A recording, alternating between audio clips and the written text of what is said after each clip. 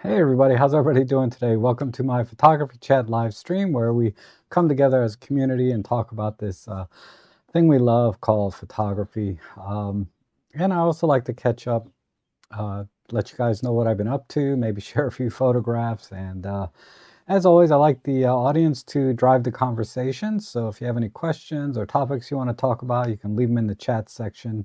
I see a few already. I'll try and get to them and I'll do my best to answer any questions or give you my opinion. Uh, but I had a pretty busy week in the beginning. I went out to, I think it was Blackwater, um, photographs, basically waterfowl, right? There was some bald eagles and some swans, and there was, of course, a couple landscape shots, and somebody spotted some pelicans. I missed those. I got some snow geese, and then I went somewhere else. I don't know. I can't remember. Uh, and then it's been kind of cold all week, and I haven't left the house. Today it's snowing, and I set up my bird feeder in the back, and I also want to try and do some snowflake macro photography. I've never done it before. Uh, so I thought I'd try my TG5 for some of that, and also my OM3 with a macro lens and see what I can do, because I've seen some beautiful snowflake photography. I have no idea even how to start to get one snowflake out. So I'm probably go on YouTube and look and see how other people do it, and then take a shot. And I'll post some of those pictures on my Instagram and Flickr, so you can check those out later. But let me start out by, let me see. I'm going to show you, we're having a snowstorm. It's not too bad here. I think we got 6 or 7 inches right now. Let's see. Yeah, right here. So this is my bird feeder. I can see a few birds down here. When I looked out earlier, there was some juncos, and there was a male cardinal out there, and then some red-winged blackbird, and about 20 or 30 pigeons. um, but the juncos like to come out a lot in the wintertime. I don't see them quite as much in the summer. I don't know why. I just see them more in the wintertime. And but I didn't see any sparrows or anything, and a few blackbirds, whatever they are. Uh, not the red-winged blackbirds, but something else, maybe a common grackle or something. Your typical backyard birds. There's one crawling down here.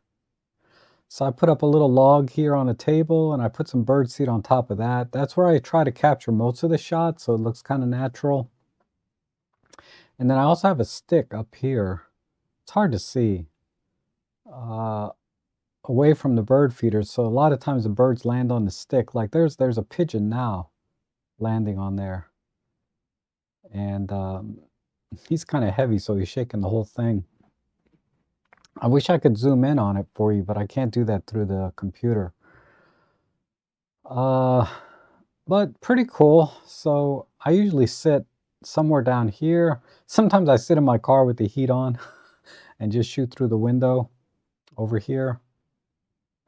But usually I have a little chair I set up right about here. And after about 5 minutes, they get used to me sitting there. And then I get some really nice backyard bird shots. So I'm excited to do that later today. And let's see.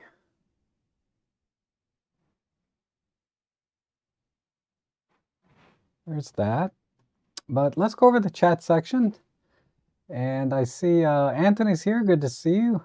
Minus 21. Wow. What is that in Fahrenheit, I wonder? I mean, I know it's below zero, below freezing. Wow, it's below 0 Fahrenheit, so minus 5.8 degrees. Man, that's cold.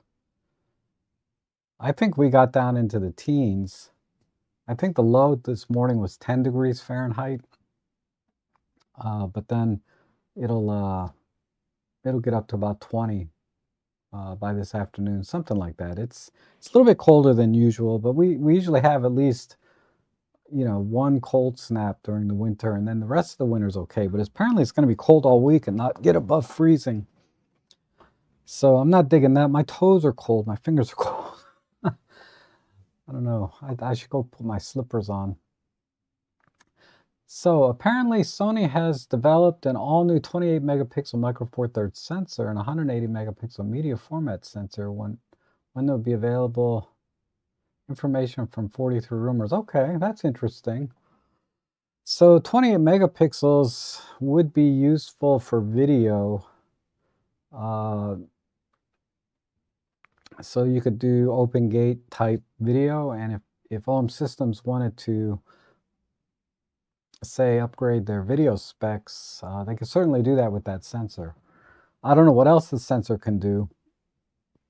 I hadn't read that article, but you know, I assume we'd have to see all of the specs. You know, sometimes these sensors are developed not for consumer grade type things, but for commercial. So it may not have, you know, some capabilities we would look for, but then again, it might. If it's a consumer grade sensor, then they'll probably focus on a lot of the video specs as well. That's interesting. Let me see if I can find it real quick.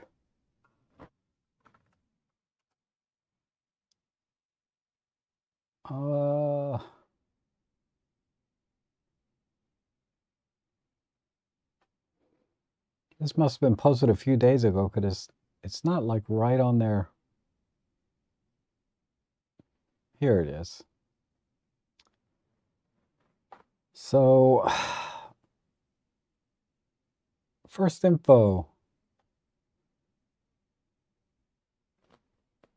20 to 28 megapixels.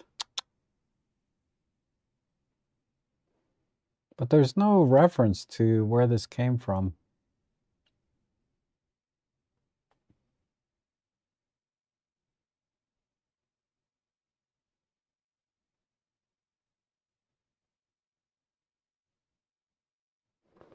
But yeah, honestly, I think we're going to be at 20 megapixels for another couple of years at least. I just don't see OM Systems abandoning the OM3, the OM1 sensor, because they just put that out a couple of years ago. And you know, they'll easily go 5, 7, 8 years with the same sensor for a long time. I'm still more interested in the computational type things personally that they can do with the existing sensor. But the existing sensor did have some nice improvements, being stacked, you know, high speed, better for autofocus. And I feel like the noise performance is a little better too than was in my EM1 Mark III. Just ever so slightly at the highest ISOs. Nothing I would ever really shoot at in real life that I would notice a difference, but you know, it's there. And truth be told, a lot of sensors, you know, it's really, I like to look at maybe up to 12,000 ISO. You know, I go to DP Review site and compare noise levels. I also like the Photons to Photos website to look at the read noise levels. They're pretty close. I'll compare like the charts on Photons to Photos against, say, the pictures that DP Review posts, their test charts, and or test shots, I should say. And it's pretty much in line when I see differences in the noise levels versus, say, the read noise levels that I see on Photons to Photos. That website, too many people, I think, focus on the dynamic range chart that Photons to Photos has. Let me see if I can just pull it up so you guys know what I'm talking about.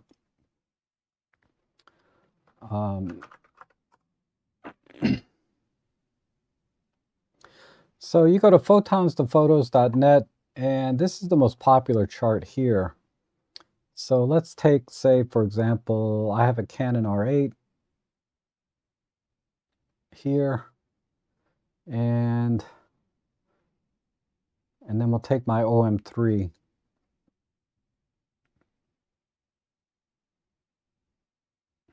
Thought it was here. Well, OM1 Mark II, same thing. Or the OM1. So you can see here, we're getting about a 9.44, log on the dynamic range.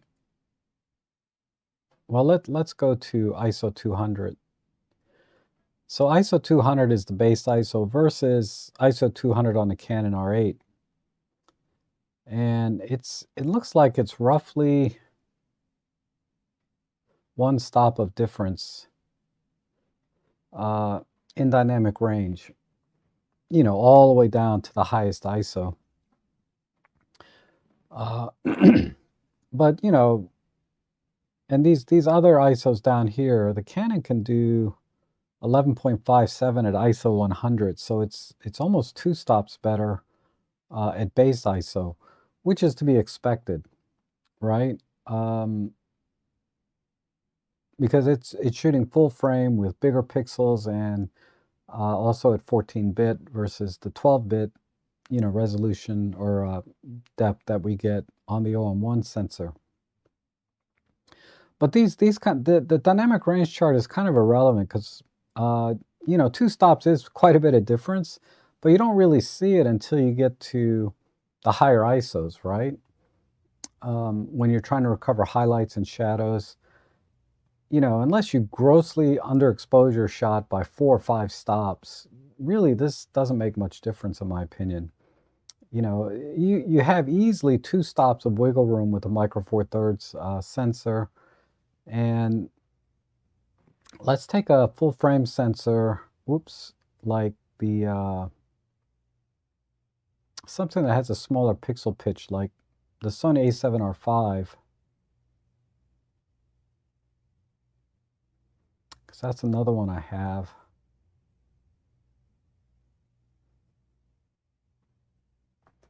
It's kind of the same story, right? About two stops.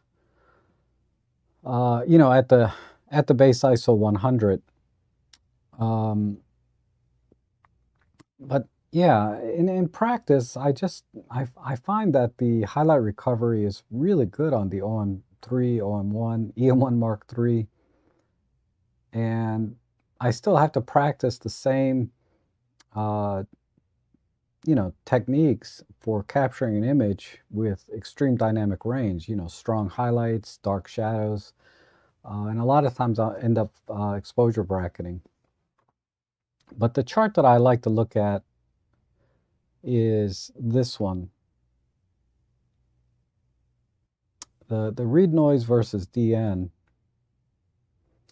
So let's go back to the OM1 and we'll compare that to, and you can't really compare different size sensors here, but when you look at the OM1, say the very first 20 megapixel sensor from the Pen F, right? The noise levels are lower at the base ISOs, just a little bit. So ultimately, there wasn't a ton of improvement in terms of the read noise and noise levels. But like I was saying earlier, I did notice better noise reduction at the higher ISOs, and you can see that here. So these charts are pretty good. They're very, very close to what I see when I compare them to DP Review.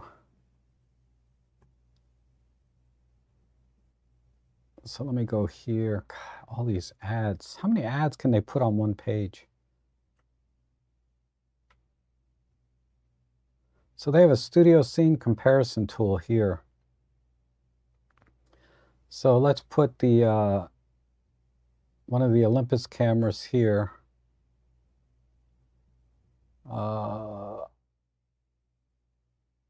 OM3.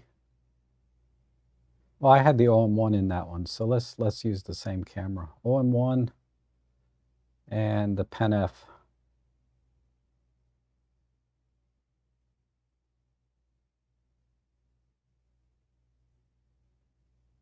And we'll choose RAW.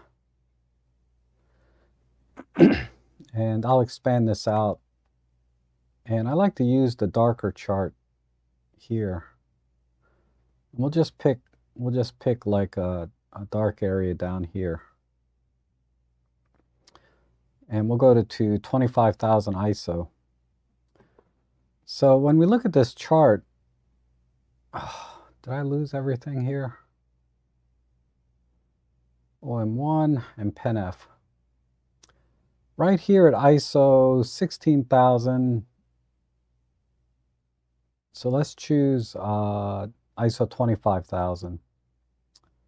Right about here. You can see that according to this chart, I should get better noise performance at ISO 25,000 on the OM1 versus, say, the Pen F, right?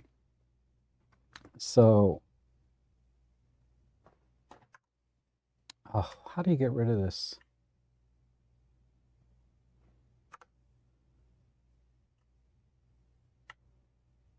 So let's go back here and another add. So at 25,000, you can see the noise performance is better on the OM1 than the Pen F. But let's go down here to, say, ISO 6400, where they're very similar. There's not as big a gap here at ISO 6400, this line. So I'll just put this to 6400. And now it's a lot closer, right? There's still a little better noise performance here than here, but it's pretty much in line. And then over here, this is at ISO, let's look at ISO 800.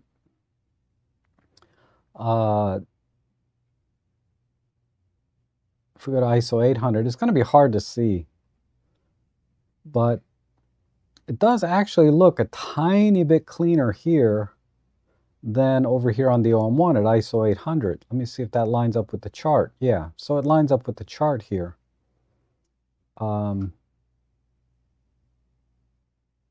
Just a little bit.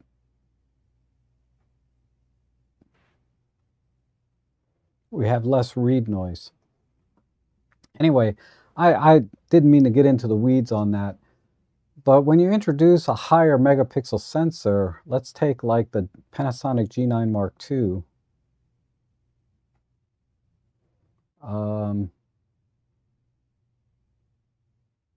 The G9, yeah, the G9, right?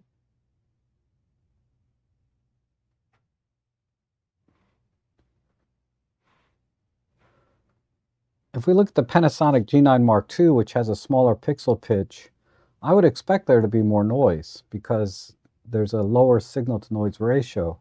And you can see there's a big difference here, right? Even at all levels. So let's pick an ISO like 6400 again, where there's a pretty good gap. So let's go to 6400 and pick a Panasonic G9. Let's see, I know it's in here.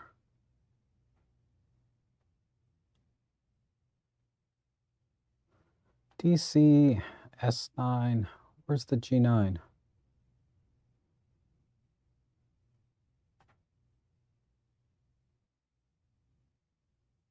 Oh, here, sorry. So here, gosh, the G9 Mark II looks a little bit soft here. So it's hard to tell. Let's go to a higher ISO because it's across the range.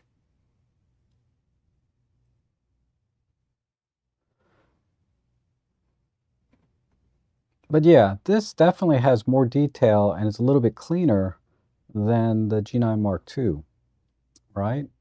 And if we exaggerate this even more, now the G9 Mark II looks like it has less noise.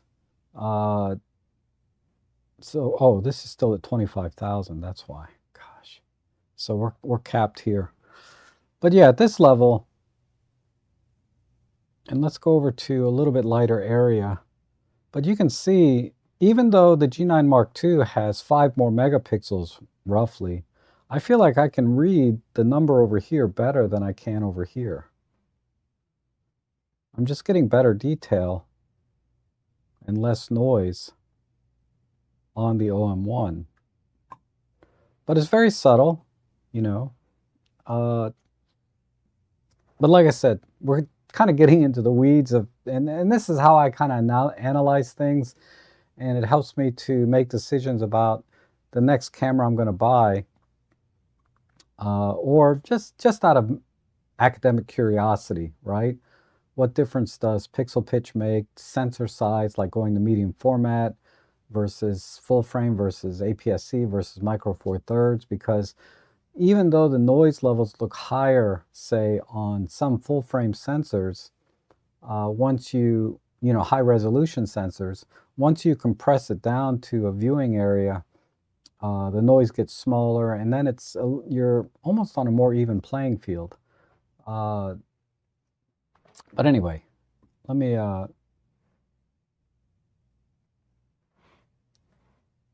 get out of the weeds there. And oops, we've reached 36 degrees here in Winnipeg, Canada. Okay, that's pretty warm. 36 Celsius. Man, that's kind of summertime weather.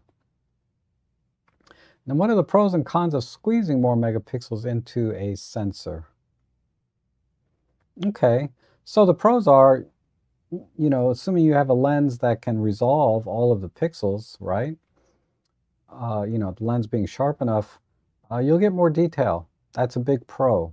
You'll definitely get more detail in a shot, which in theory will allow you to crop in a little more and still see, you know, fine feathers, you know, fine details and feathers of, say, a bird, things like that. So a lot of full frame wildlife photographers, they really want the highest resolution possible because they don't have the same field of view, right? They have to get really big honking lenses. But that said, you know, they like to crop in. A lot of wildlife photographers like to crop in, not just full frame users. But you know, that's why wildlife photographers like the highest resolution possible, and that seems to be one of the biggest sort of knocks against the OM1 is that it's 20 megapixels, say, versus 50 megapixel Sony A1, or is it the A9? One of those 50 megapixel cameras. And you know, cost aside, you know, that camera costs 3 times as much. But cost aside, you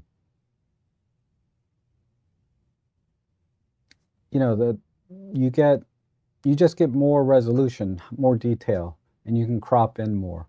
So if you get a Sony A1 with a 600 millimeter lens, and you get a OM1 with a 300 millimeter lens, which will give you the same field of view, you're going to get better detail on the Sony A1 because it has more resolution, right? But you have to keep in mind that the OM1 sensor is already cropped in. So really, to do a fair comparison, you have to put a 300 millimeter lens on the Sony A1 and the same 300 millimeter lens on the OM1, and then shoot with the two cameras. And then the OM1 is already cropped, so you can take that image straight out of camera. But on the A1, you're going to have to crop in. And the pixel density is not quite the same. So you're actually going to get less resolution on the Sony A1 because you're getting fewer pixels on the subject than you will with an OM1. Like I said, putting 300 millimeter lens on both. And that's why a lot of wildlife photographers are just using micro four thirds and switching over or adding micro four thirds to their wildlife setup because of the pixel density and it's already cropped, right? And we got fantastic lenses and the performance, all of that. So that's the biggest pro for squeezing more megapixels into the sensor is just getting more detail. The biggest con is there's going to be a sacrifice in the signal to noise ratio, meaning you're going to get more noise. Like I was just showing on the Photons to Photos site, is you can compare two sensors of the same size. Okay, you don't want to compare sensors of different, like you don't want to compare an APS-C sensor to full frame on that chart because it doesn't account for the area. But that said, you can see typically when you have you're using the same modern circuit boards and AD converters and all the technical things, you have a 20 megapixel sensor versus say a 25 megapixel sensor like I did the G9 Mark II and the OM1. The G9 Mark II is just going to have more noise because there's a lower signal to noise ratio. You have to kind of get up there in the ISO range to see the difference, because the signal's still pretty good up to say ISO 3200, even 6400. There's going to be very, very little difference because the signal to noise ratio is still pretty good. But that's one of the downsides, is you lose the amount of light versus the amount of noise that's inherent in every camera. And then, you know, when you have more noise, you lose also dynamic range, because the way you raise ISO in a camera, you know, it's kind of a digital process, but you lose dynamic range as the higher the ISO range you go. And basically, when you have less signal, less light hitting a particular photon versus the noise ratio, you get more noise, lower dynamic range, less color depth, etc., etc., etc. That's the main con of adding pixels to a sensor. So that's why I'm not very excited when I see like this new 28 megapixel sensor coming out. I'm like, well, okay, but how much noise am I going to get when I'm shooting birds at ISO 6400? Because I do that all the time. My ISOs are always like pretty high. Or a lot of images, the ISO is pretty high. It's rarely do I get a bird shot at base ISO 200. Usually, you know, birds in flight. Usually I'm at ISO 800 to 6400. I have plenty of shots, you know, over 10,000 ISO. And I know if I were to try to do any kind of noise reduction in post-processing, I'm going to lose a ton of detail if I have too many pixels. So the more resolution, the higher the pixel count, the smaller each pixel is. The smaller each pixel is, the less light it can gather. The less light it can gather makes the ratio between light and the inherent noise, right, in the camera, the read noise, the worse that ratio gets. So that's the main disadvantage to more resolution, is that. So like I said, if you're, I think for landscape photographers, still life photographers, you know, get as many megapixels as you can, because usually like product photography and things like that, you're in a studio and you can throw in a ton of light and you can stay at base ISO and you have a very good signal to noise ratio. In landscape photography, you can leave the shutter open longer, gather more light, again, more signal. So you know, and you're shooting at base, excuse me, you're shooting at base ISO a lot, so you don't have to worry about the signal to noise ratio in landscape photography so much. And hence you'll get excellent image quality. Anytime you can stay at the lower ISOs. That's why you see, even like with my TG5, which is a really tiny sensor, has a pretty high pixel density, but at the same time, I can get pretty decent images with it if I can take my time and make sure I get enough signal, meaning use longer shutter speeds, wider apertures, you know, or yeah, those are the two main things: shutter speed and aperture. because it has a pretty fast f2 lens, wide open. Okay, looking forward to spring 2026 for wildlife and a foray of macro is pretty rough in the wintertime for me anyway. I'm having trouble finding subjects. But yeah, spring is always great, and I always love flower photography too. And there's a lot of cheaper brands of macro lenses. Of the cheaper Chinese brands of macro lens, would you recommend for my Z7? Any super macro lenses? I don't, there's, it depends on your budget, really. But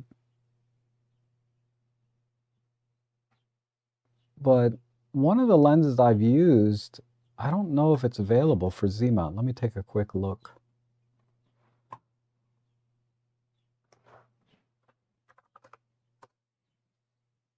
I mean, it doesn't have to be a Chinese brand. You're just looking for an affordable macro, right?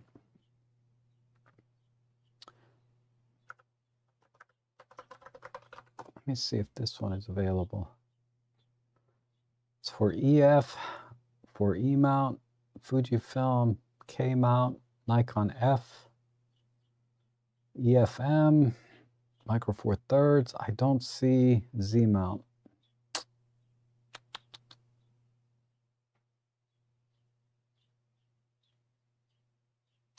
Venus Optics. This is a full frame lens. I can't believe they don't make it for, well, I'm sorry, you're not seeing my screen. So this is the lens that I bought. It's pretty good. You can get the F mount and adapt it, right, to your Z and use this. 150 bucks. I'll show you a shot I did with this with my Micro Four Thirds. It's way, way down here.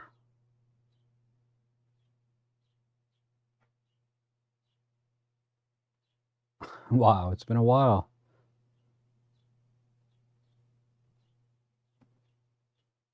Here's one I did. These are grains of sand, right?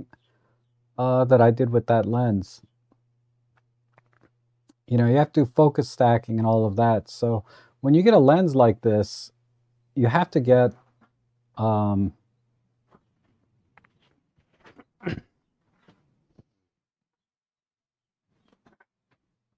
you have to get a macro rail like this. So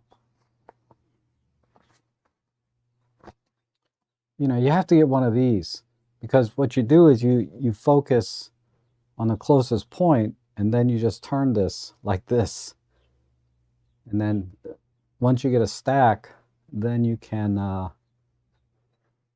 go into your favorite stacking software. I use Helicon, and stack them. So I assume that's what you mean by super macro. That's my first recommendation. The other one, there's a Venus one here. This is the Nikon Z. This is 500. 180 millimeter f4.5, and it's a 1.5x macro. So it's not going to work for grains of sand. You probably have to get a oops, I'm sorry, you're not seeing. You have to get it like a diopter to put on the front, and or use extension tubes to get any more magnification. And at best, you might get it to 2.5x if you do all of that, maybe 3x. Like a Raynox diopter to put on the front. But we're kind of getting up there in price, right? Because at this point, you can just buy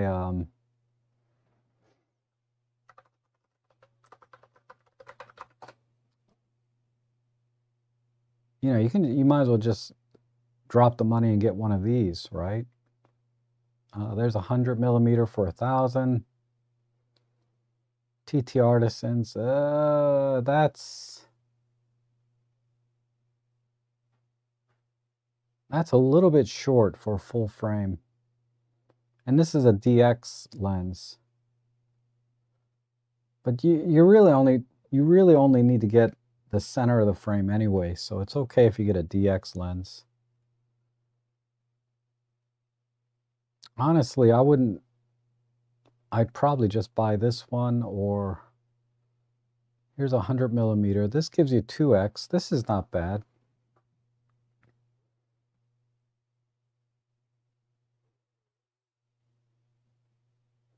So if you put a diopter on the front, you can probably get 3 to 4x magnification with this one here. So that might be worth a shot. And there's a Venus Optics one. But I haven't used any of these personally, so I don't know how good or bad these are. I imagine that the Laowa here from you know is an APO. That implies this is a higher end lens. So this should give you a sharper image. This is a famous lens, the Tamron. Oh no, not this one. I'm thinking of the Tokina. Tokina makes a really good macro lens, but it's a 1x macro for Nikon. It was on the Nikon F-mount. I don't know if they have it, but I know this lens is pretty good, the 90. So maybe think about that.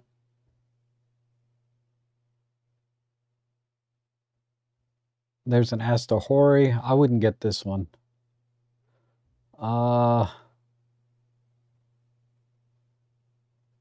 2 to 5x macro. I mean, maybe like I said, I just haven't used any of these, but this is too wide. That's why I was saying don't get this one. 25mm. And the problem is you're gonna have to be this close to your subject. Like, that's just too close. You're not gonna be able to get any light on your subject. So try to get at least, I would say at least an 80 or 90mm focal length. Now I know that 4.5x was a 20mm focal length, but I was able to get some pretty good distance. The way because they extended the inner lens to be way out. I mean, this one says 4.4-inch minimum focusing distance. So they probably, yeah, so the lens elements are all in the front. And then down here in the barrel is just empty space. So it's basically an extension tube built in. And then they put the lens at the end.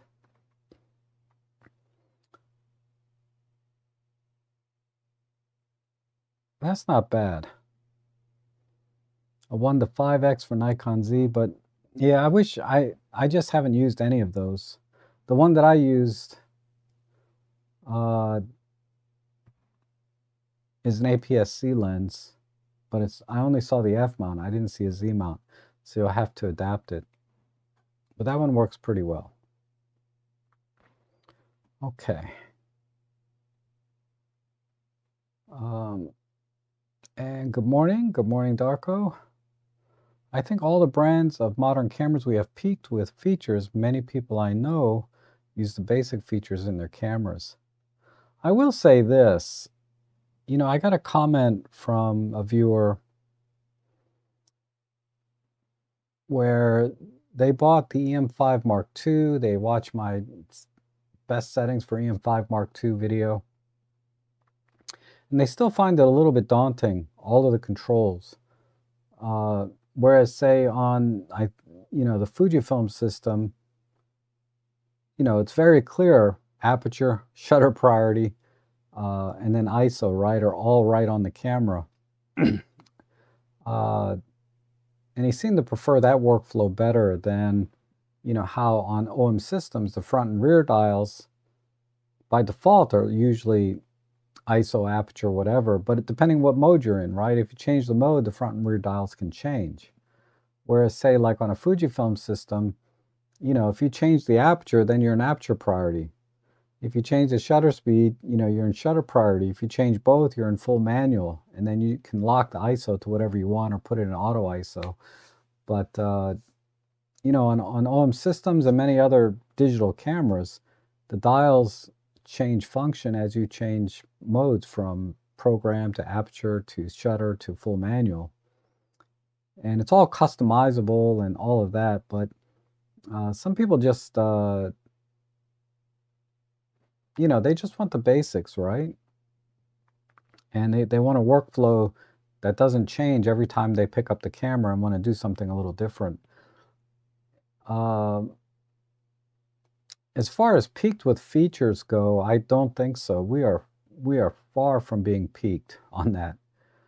Because if you look how far ahead in terms of features cell phones are and these little action cams are in terms of features, modern digital cameras like our DSLRs and mirrorless aren't even close.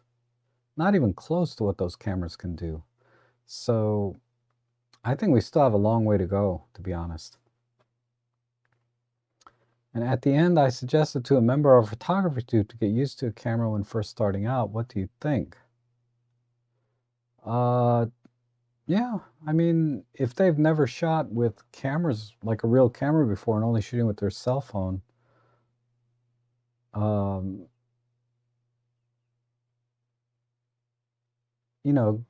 learn your camera and everything it can do before, to get the most out of it, right? And then learn the basic skill set of photography in general. What is light, what aperture does exactly, what is shutter speed doing exactly, how do these settings affect the image quality and the handling. In terms of just the gear itself, you really need to know your gear inside out to get most out of it and what settings to use to get the best image quality.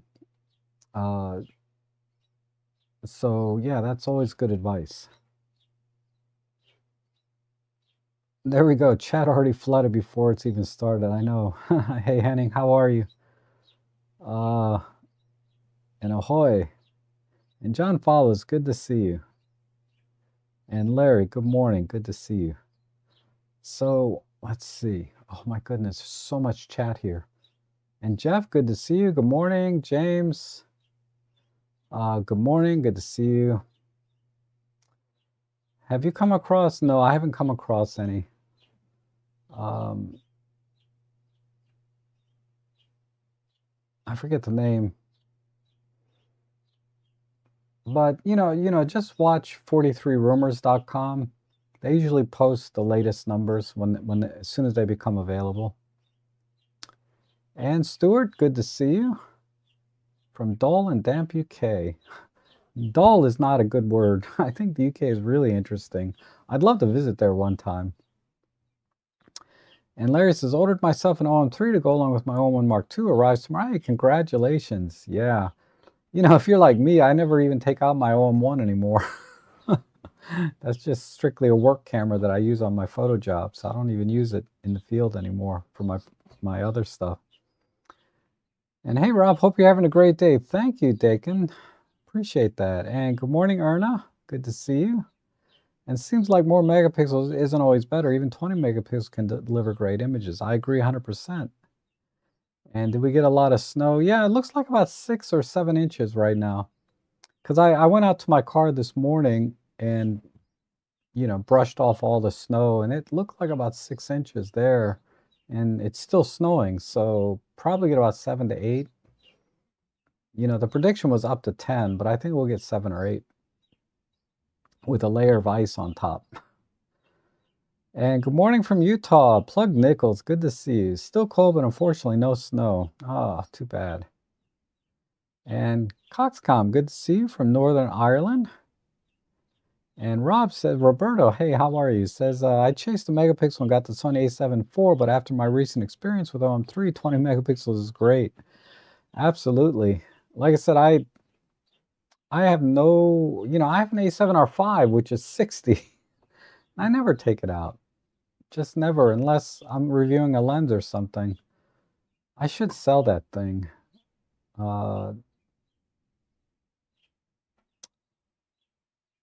But I don't, yeah, I should sell it.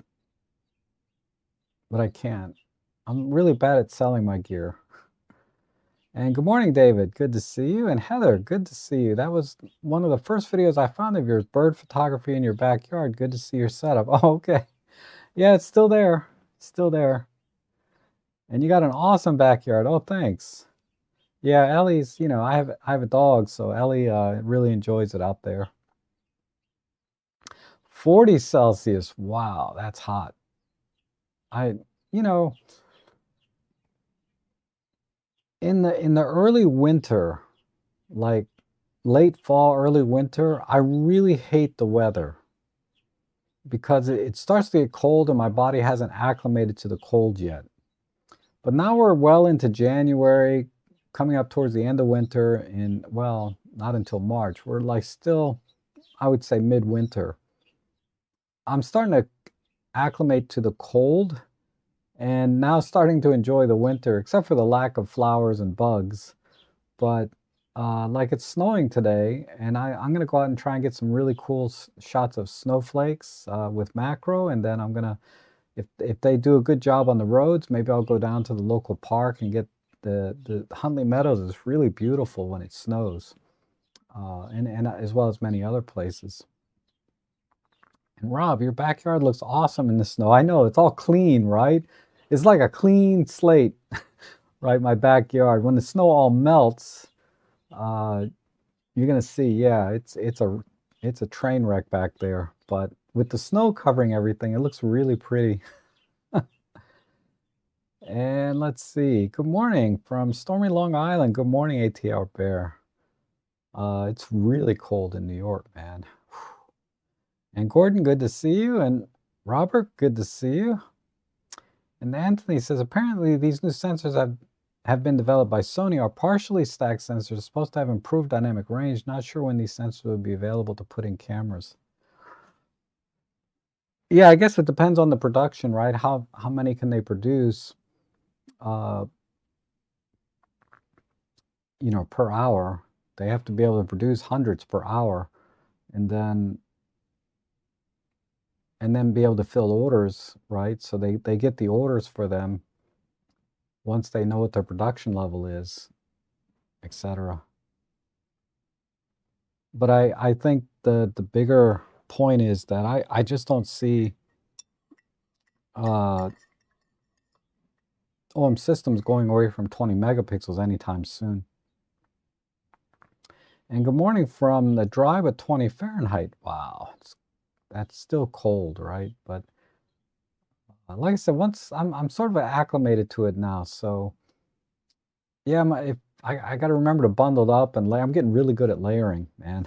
Let me tell you, that that that makes a big difference. And different materials that I should wear, because I used to layer up with cotton, but cotton apparently is not great for keeping warm. It has to be pretty much wool or polyester, but I don't like to buy polyester if I can help it. So I try to buy wool now. So I bought a lot of wool coats and wool sweaters, things like that. And good morning, Roger. Good to see you. And it sounds like the sensor might not be ready for another year to put inside cameras. I really don't know. Just keep my fingers crossed that we'll get it sooner or later. So it'll be interesting to see. I mean, if, you know, like I said, there's that trade-off with noise, but it's improved, right?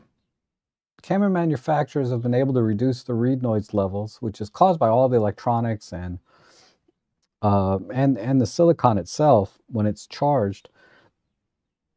There's been some improvements, one or two stops at least, since like say the EM10 Mark II. But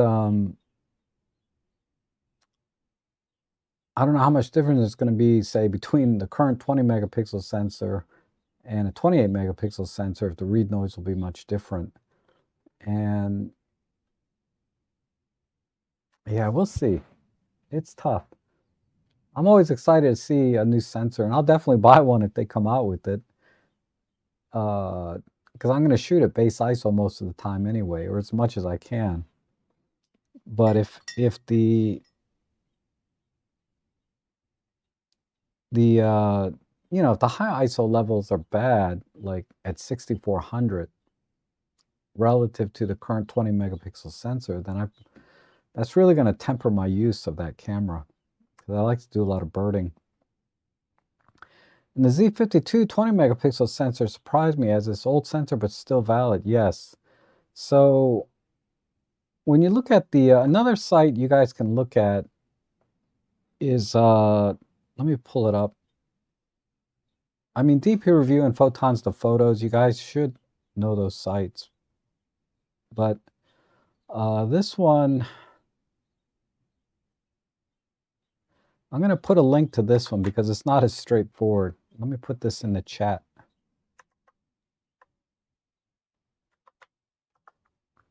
Okay, so it's this page here, right?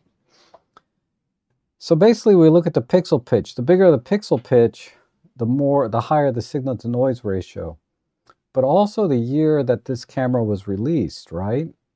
So you have to keep in mind that cameras from the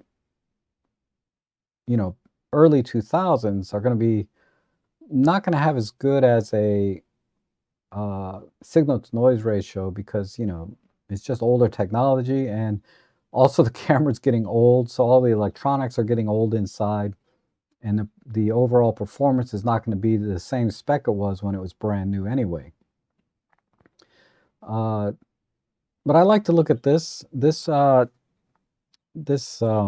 site as well. So if you look at that Sony a7S, a7S II, and a7S III, right? This is the 12 megapixel full frame sensor. This is the biggest pixel pitch of all the cameras that they keep track of. Not too far down is the Nikon DF, right? 7.3. And you have to go all the way down. Let's look at the Z50. Let's see. Let me sort this by name. Let's see which Nikon they have in here. Here's the Z50, right? This has a 4.2 pixel pitch. That's pretty good. That's pretty good. That compares, like, here's the Z7. It's very, very close, if not exactly the same as the Z7, right? Because we're at 4.2 versus 4.3. And it's relatively modern at 2019. Like, I would say anything in the last 10 years, the noise levels are probably going to be very similar. It's just when you kind of get below, you get down to 2015 and lower, then you start to see some differences. Here's our 20 megapixel sensor. We're at 3.3. So there's easily 30. I mean, if you take it 4.2 divided by 3.3,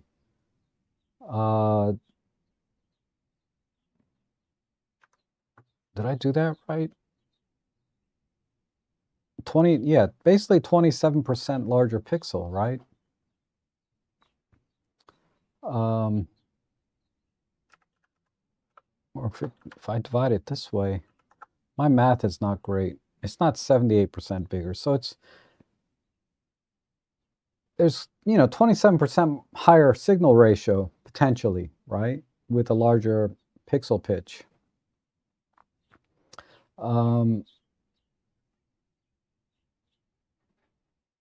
Yeah, so 4.2 divided by 3.3. Yeah, 27%. Let's see. Let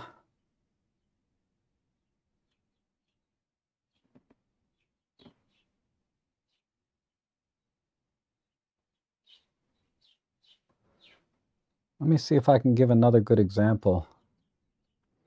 Where's my Nikon DF? Here's the Nikon DF 2013, right? This has a 7.3 micron. So we'll go Nikon DF. And let's pick another sensor. It has to be another full frame sensor.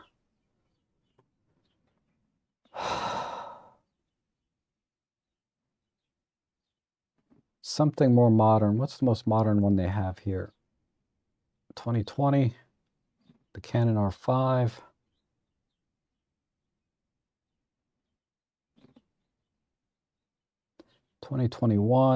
Oh, that doesn't count.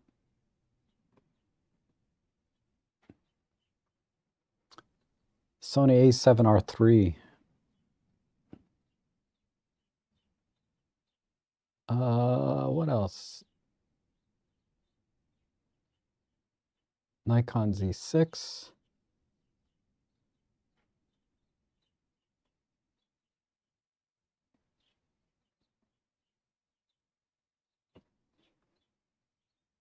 What's this one?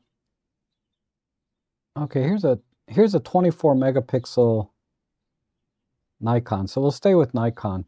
Here's a 24 megapixel sensor. Has a 6 micron pitch, right? So Z5. LMN. Oh. Whoops, that's the Z5 too.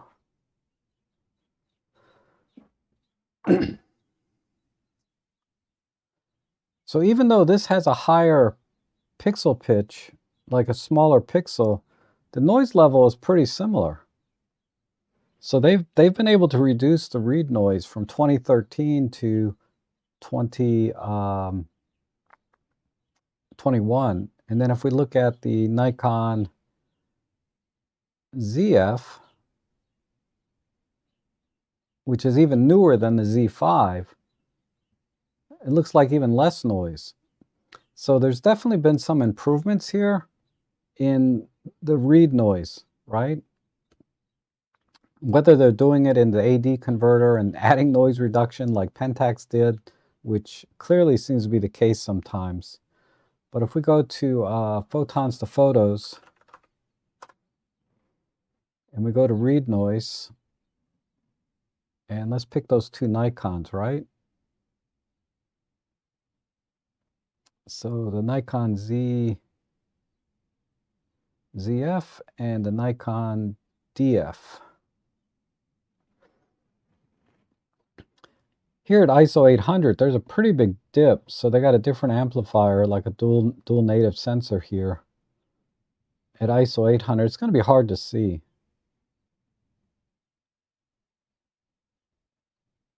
But you can see that the noise level on the Nikon ZF is lower than the DF, even though the pixel size, right?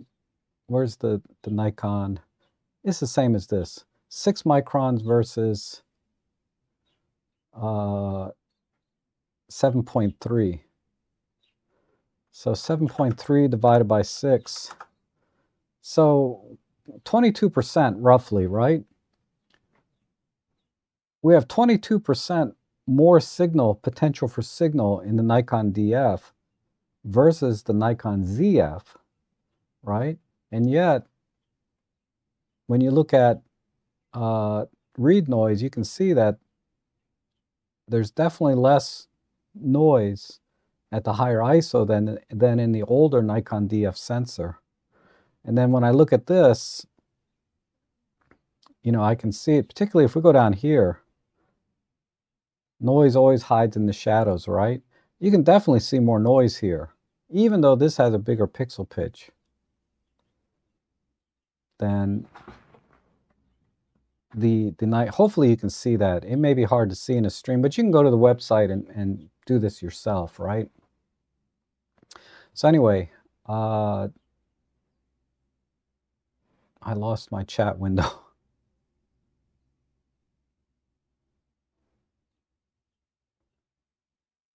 So it kind of goes back to, you know, the Nikon Z50 Mark II, even though it's using an older sensor, it's not that old, right? It's within the last few years. That may be even old as the Nikon D500 sensor, right? Because that's where it started, was the 20 megapixel APS-C. But that's still a relatively modern sensor. And they probably lowered the noise levels quite a bit.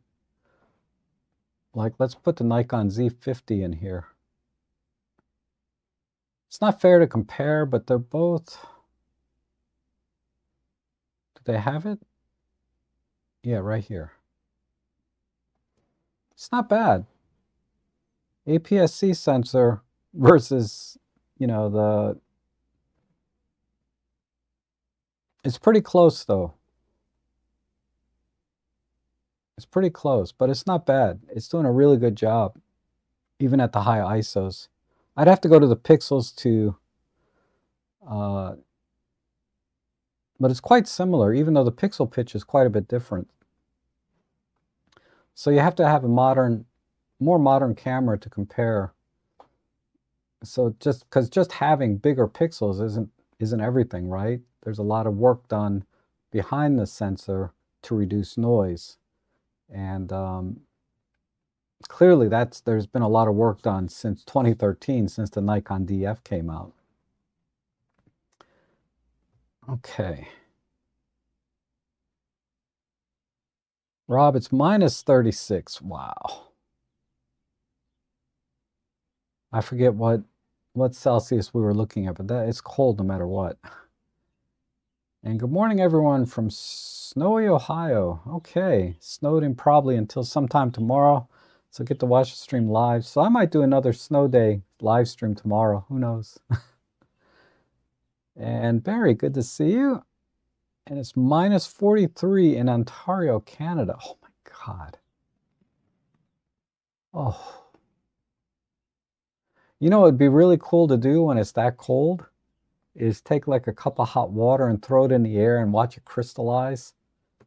I saw somebody do that on YouTube when it was like cold like that. That's pretty cool. And Anthony says, extra resolution and improved dynamic range. Sounds like a plus to me. Not sure what the negative would be not having a fully stacked sensor. Wondering, would it affect autofocus accuracy? So I'm trying to remember, but basically you're putting a transistor behind the sensor to read the data. And so that means you get a faster readout, right? Because the electrons don't have to go as far. Because, you know, let's say this is a sensor, right? The old CMOS sensors would read line by line. So if you have a pixel over here, the data would have to travel on a wire all the way across to this point, and then it does that one row at a time. So that's the rolling sensor type shutter. With a stack sensor, you know, all the wires are behind, right? Backside illuminated, so they put the wires behind, and it's stacked. Stacked meaning they put the transistor or the readout chip in the back, right? So now the pixel, the photon or the data electron has to just travel from the front of the sensor to the back. So much shorter. It doesn't have to go all the way across to read. So that's why stacked sensors are so fast. So partially stacked sensors, I think the idea is they read a certain number of pixels very quickly.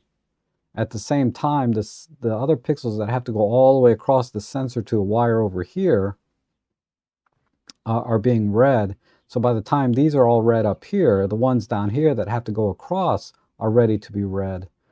And, you know, so ultimately you get a faster sensor, not as fast as a fully stacked, but much faster than if everything had to read all the way across like this.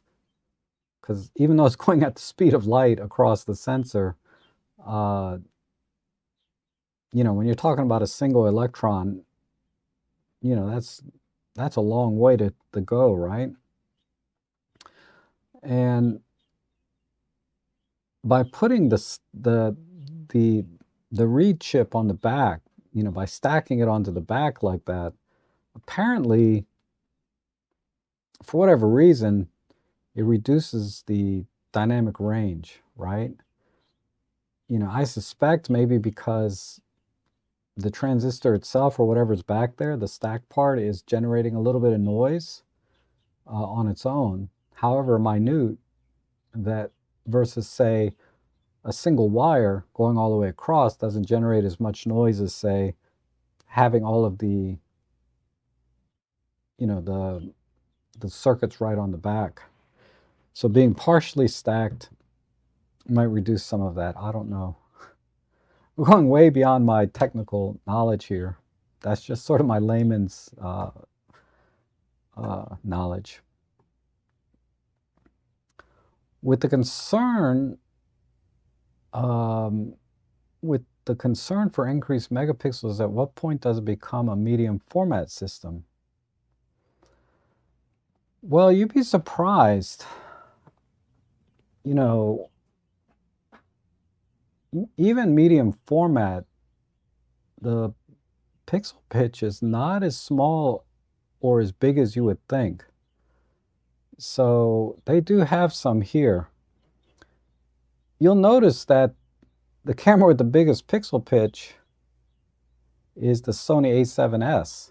That's a full frame sensor. But if I sort by sensor size, you can see the Hasselblad H6 100 megapixel medium format has a pixel pitch of 4.6. You know, the IQ4 150 megapixel has a pretty small pixel pitch. This is a relatively modern. Let's see if we can find, here's the Fujifilm 50R, 50S, 5.3. Where does that pixel pitch, what is that pixel pitch in relation to, say, an R6? It has even a smaller pixel pitch, right? So let's see. Let's find 1DX. Let's find a modern full frame Canon. Here's a 5D. That's pretty new.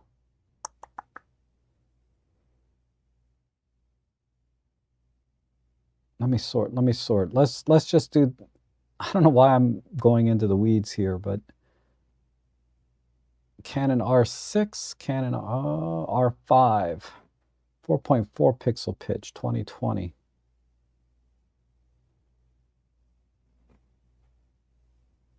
And a Fujifilm GFX 2021, 2019.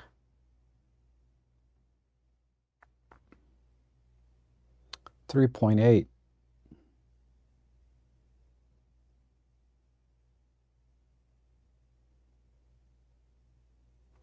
So this is pretty close. Let's do the GFX 100S.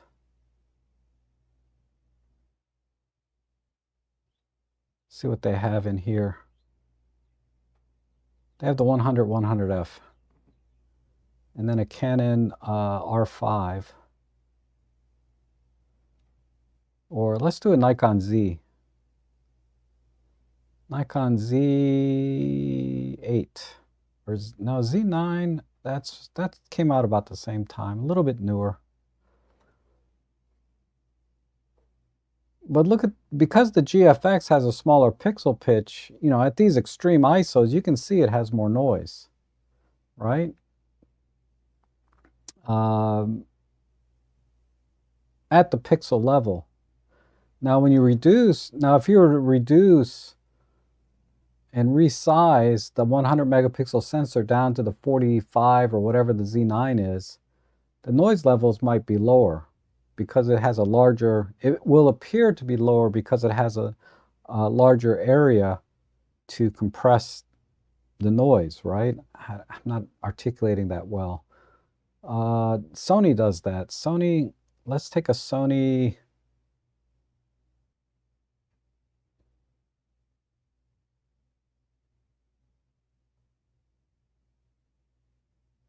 Let's take an Sony a7R5 at 6400. And let's compare that to a Nikon ZF. So the Nikon ZF, right, at ISO 6400, hopefully you can see this is much cleaner than the Sony a7R5, which has a much, because that's a 60 megapixel sensor with a very small pixel pitch. But if we compress it down to 20 megapixels, the noise is less. Well, this is probably about 18 megapixel, the Sony RAW small. but it's less, right? So the medium and then the large, this has the most noise. Going all the way to small has the least noise. I think this represents about 18 megapixels. Uh, I'd have to actually export the 60 megapixel image and compare it, say, versus using this chart, because this chart is small raw is not exactly the same as compressing, but the idea is the same, right? But anyway, I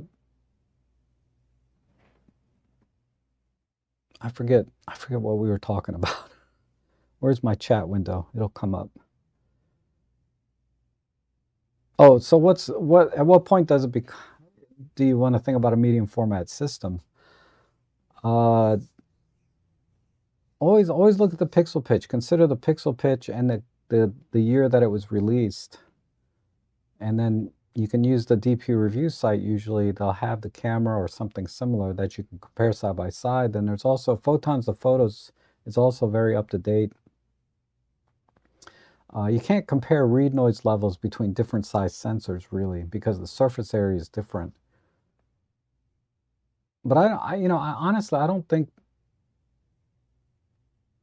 you just have to look at the performance of the individual camera and see what's acceptable and what ISOs are you going to be shooting at? Because again, if you're shooting at base ISO or very close to base ISO most of the time, like under ISO 1600, usually there's enough signal there that it doesn't matter, right?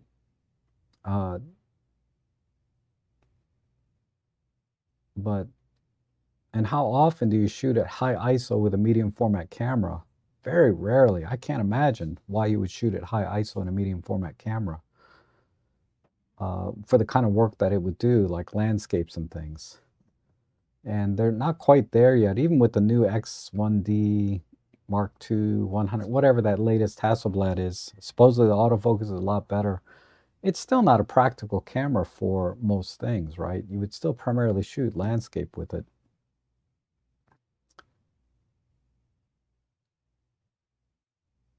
But I'll give you an example, like what I'd like to do, rather than spend, $7,000 or $10,000 plus lenses on a medium format, I can get a very similar look with my Micro Four Thirds by just doing multi-row panoramas, right? And it's a lot more fun for me anyway.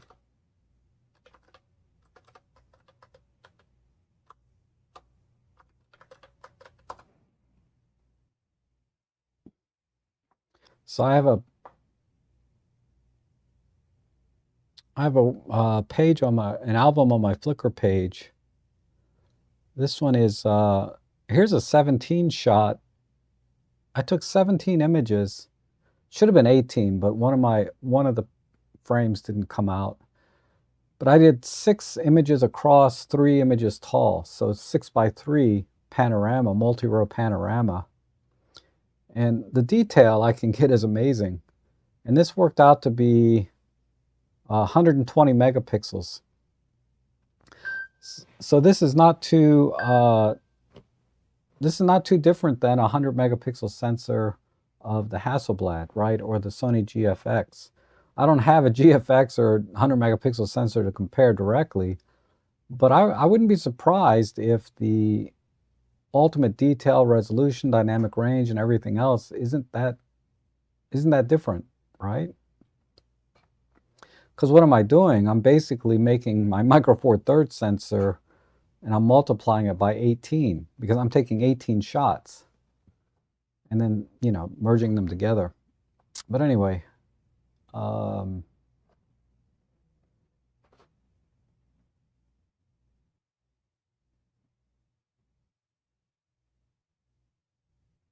don't think there's any point that you just need to look at what tool do you need for the kind of photography you're going to do.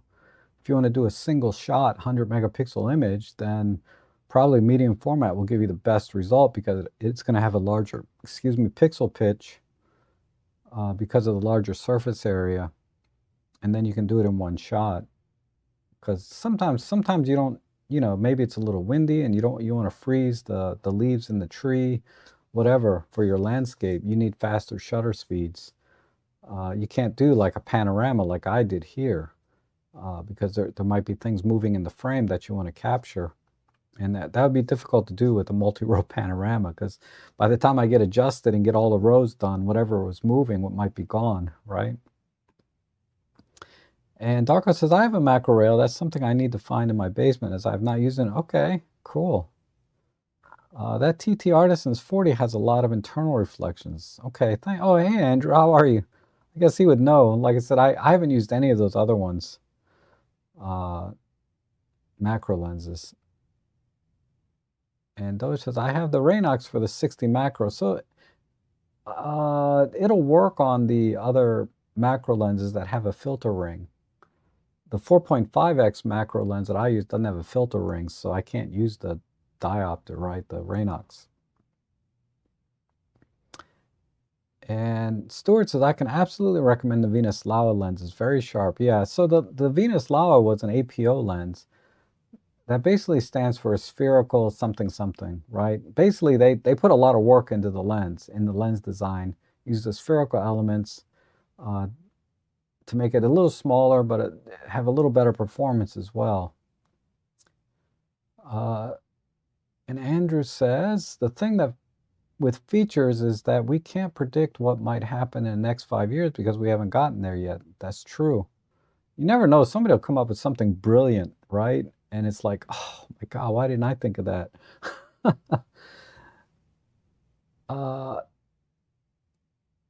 Would have to consider 32-bit float audio would have been a thing 20 years ago. Who would have considered, right? Why can't this happen to light rendering from sensors, right? I know. Well, I think it's just the amount of data, right, and the processing power that you would need for 20 million pixels, for example, in a 20 megapixel sensor. And good morning, Wayne. Good to see you. And I'm so jealous. So jealous. But let me know how it goes during hurricane season. The winters are really nice down there.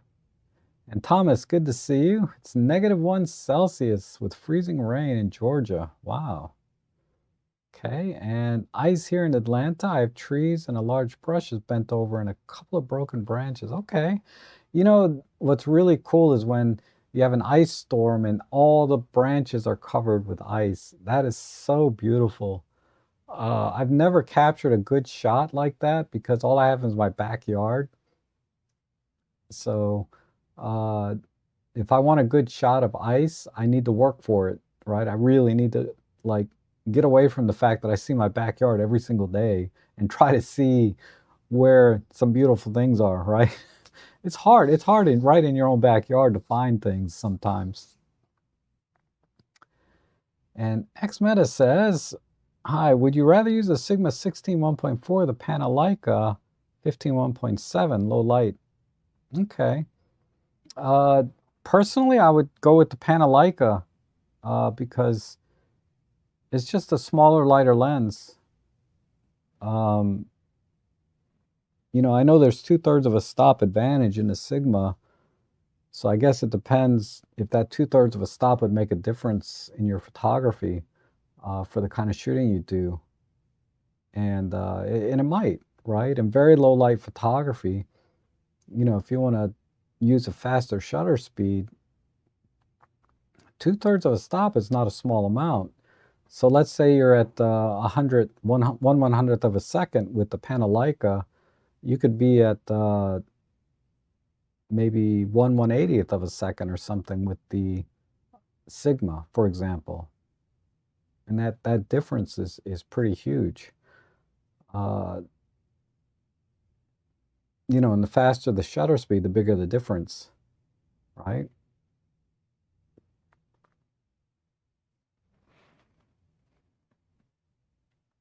But yeah, I would go with the Panaleica. Primarily because of I don't need that 2/3 of the stop. So it's a very personal choice. I think optically both of them are excellent, right? I haven't seen anything bad about the Sigma, except maybe on an APS-C camera at the corners, right? But on a Micro Four Thirds, you don't have to worry about that. It's pretty sharp corner to corner. But I think the Panaleica is a better lens, ultimately. And pixel pitch does not say a lot. Pixel area is better, as sensors have various micro gaps around the active area. Yeah, unfortunately, there's, we don't have a chart for pixel area, right?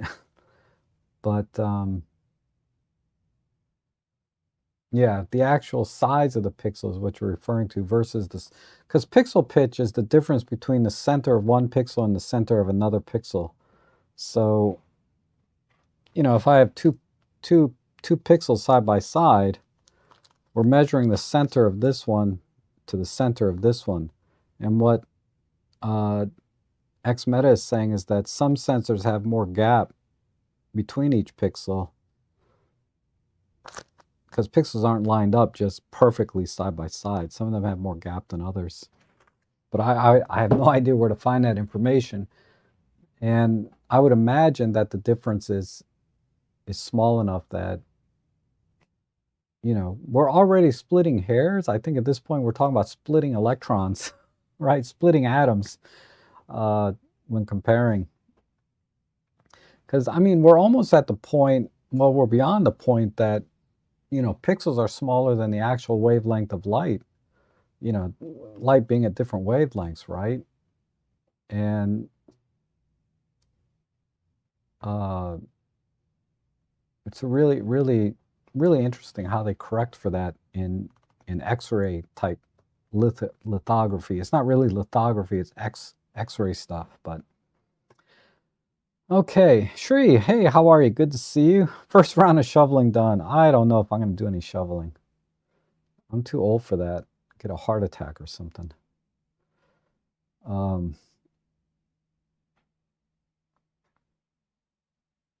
have to see. I might have to shovel, but because unfortunately it's not going to get warm enough the next few days for it to melt. So what am I going to do? I should have shoveled this morning when it was only 5 or 6 inches and it was still just snow, because I think right now I can hear it. It sounds like it's icy rain coming down. So now I'm going to have to break ice to shovel the snow. I'm not going to think about it. The last time it snowed big, it got warm the next day. And all I had to do, the snow was slushy, so I didn't even have to shovel. I could just drive on the slush, and I was good. The Great Vanzini says, that page tells me I still have room to love my old Nikons. Yes. And you have to take a friend to the airport. Not excited. Oh, I'm sorry. But bring your camera with you. Airports are great places for photography. Yeah. Stack sensors improve focusing speed. Yes, because it can get more data to the autofocusing algorithm faster, right? That's primarily what it is particularly the subject detect, right? Because it won't know what the subject is until the full sensor readout has hit the autofocus algorithm. And the faster you can do that, the more reactive the autofocus system can be. And good morning, Marcia. Happy snow day. Thank you. And good afternoon from Poland. Good afternoon. And let's see, careful shoveling after 40. Reading today's article on WTOP, 10 minutes puts your heart rate at 97% or more overdrive than normal. I believe it, because I'm not in the shape I used to be, that's for sure. Oh, man. There was a time, probably been 20 years now, but I was fit, man. I was a very fit young man. I mean, I wasn't bulky and like that, but yeah, I could go out and run 5 miles and not sweat it at all, right? And my heart rate would stay low even at a good pace. But now, man, I climb a flight of stairs, my heart's pounding. Probably got some blockage and stuff, you know. I didn't really take care of my health. I mean, I was very fit, but I didn't really watch, you know, a lot of things that I should have.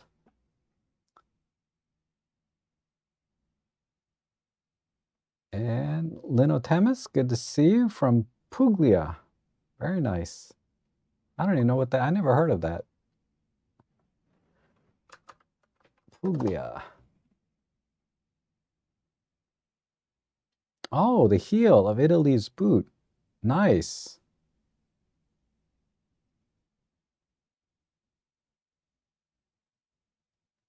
Wow.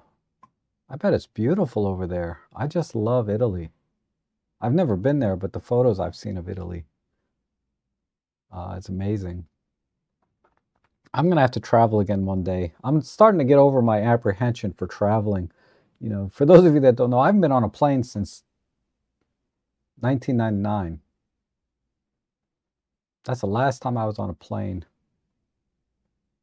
Maybe I'll start with a train. I've never been on a train before either. Maybe I'll start with a train. Supposedly the metro is just down the street from my house, the rail system. I gotta take that. Now that it feels pretty safe, I just can't believe the difference. I drove down to DC. I just can't believe the difference in DC just over the last couple of years. I haven't been there in about 5 or 6 years, and when I went last month, I was like, man, DC has changed a lot for the better. Where did my chat window go?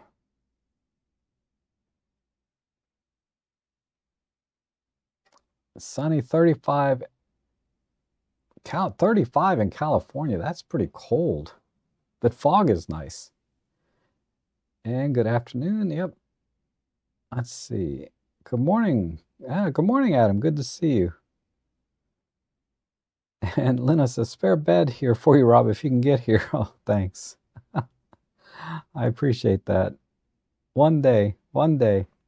I got to get a passport. My passport expired back in 2010 because they're only good for 10 years. I traveled in 2020. I'm sorry, in 1999 I traveled.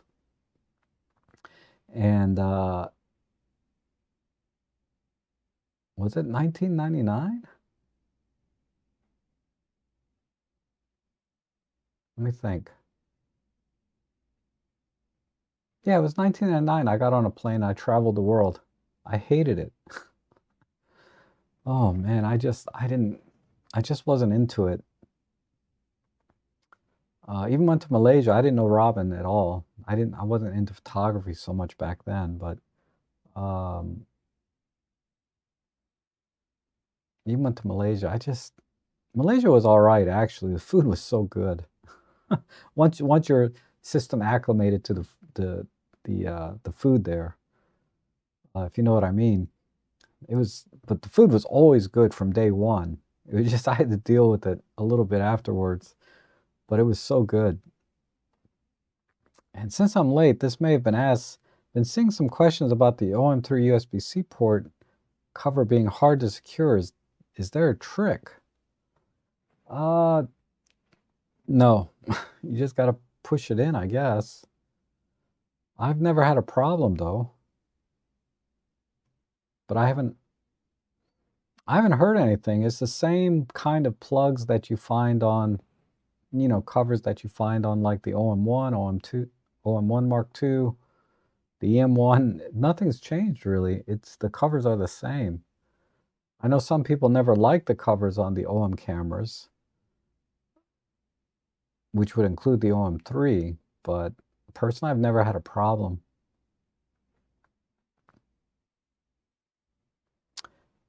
You're in Otranto, possibly one of the most picturesque towns in, wow. It's nice. And Xmeta says, trains are great. You can walk, sleep, take pics from various windows. Yeah.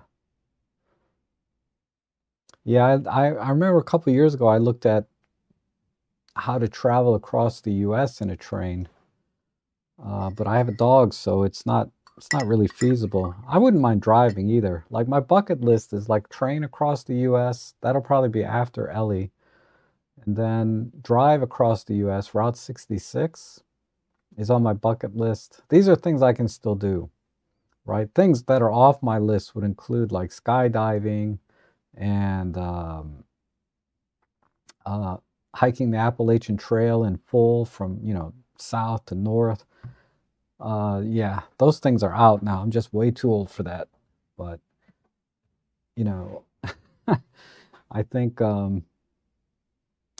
Route 66 is still doable. That's still doable. So is it with my dog. I can take Ellie with me. Uh, But yeah, I always thought I'd do the Appalachian Trail one day. Take a month off and just do as much as I can in a month. But yeah, I don't think I can do it anymore. Rob, this would be a good day if you can make it for National Harbor and Old Town shots. Yeah. Like I said, I have to see how the roads are, but I have to shovel my driveway, which that's no fun. I mean, my driveway is long. I don't know if it really.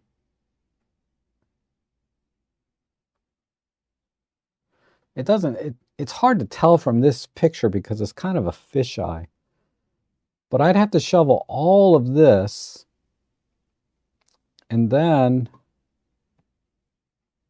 in my backyard where my cars are parked, I have to shovel all of this all the way up to the fence.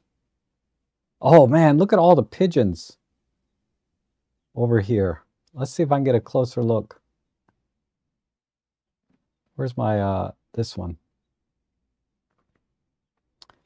Look at all those pigeons back here.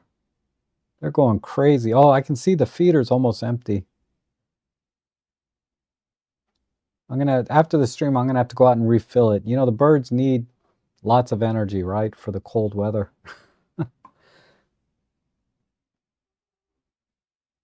So I like to feed them when it snows or gets particularly cold. I put a lot of bird seed out. But my car is looking pretty good. Doesn't look like I have to, I'm glad I went out this morning and shoveled off most of the snow. Because it's only snowed less than an inch since, as far as I can tell. So it'll be easy to get the snow off my car. But I don't know if you can see down in the corner, the snow is probably, gosh, it's probably about 8 inches now based on what I can see on the tires. Because it's almost filled up one of the spokes. And yeah, probably got about 8 inches now, it looks like. Man, that's a lot. But look at those birds going crazy.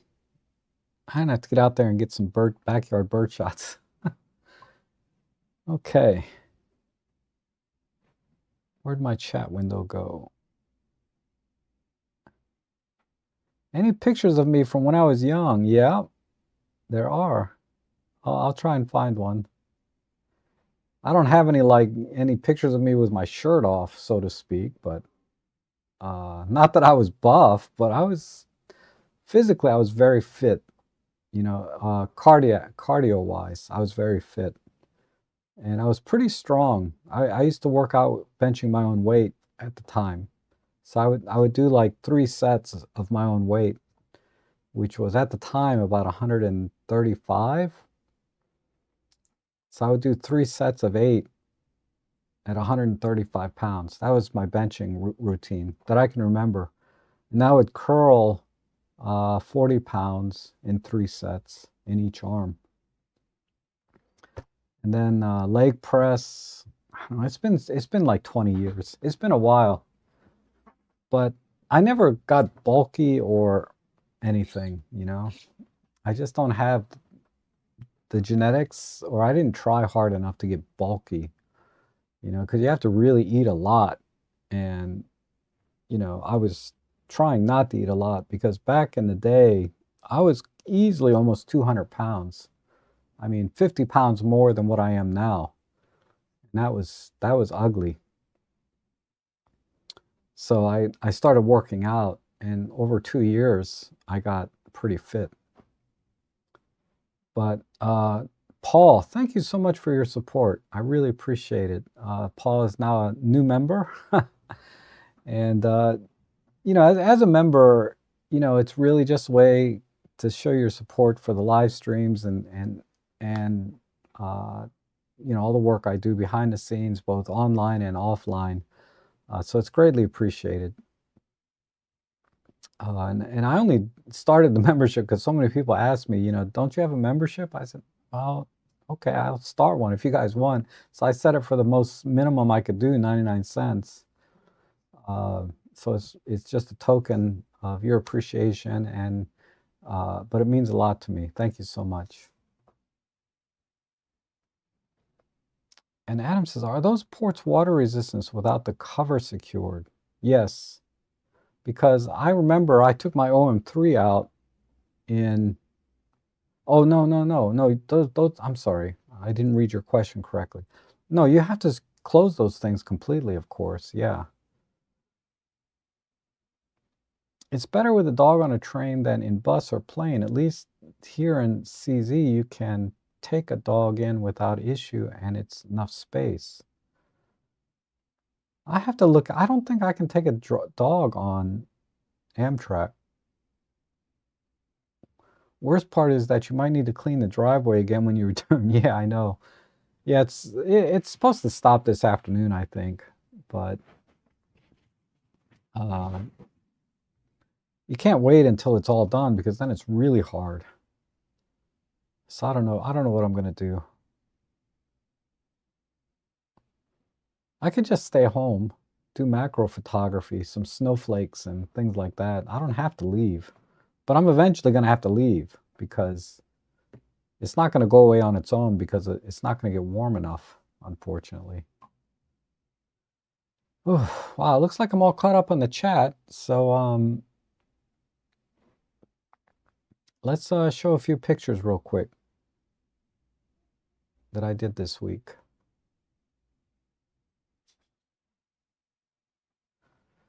Okay, so I have most of these on my Flickr page now.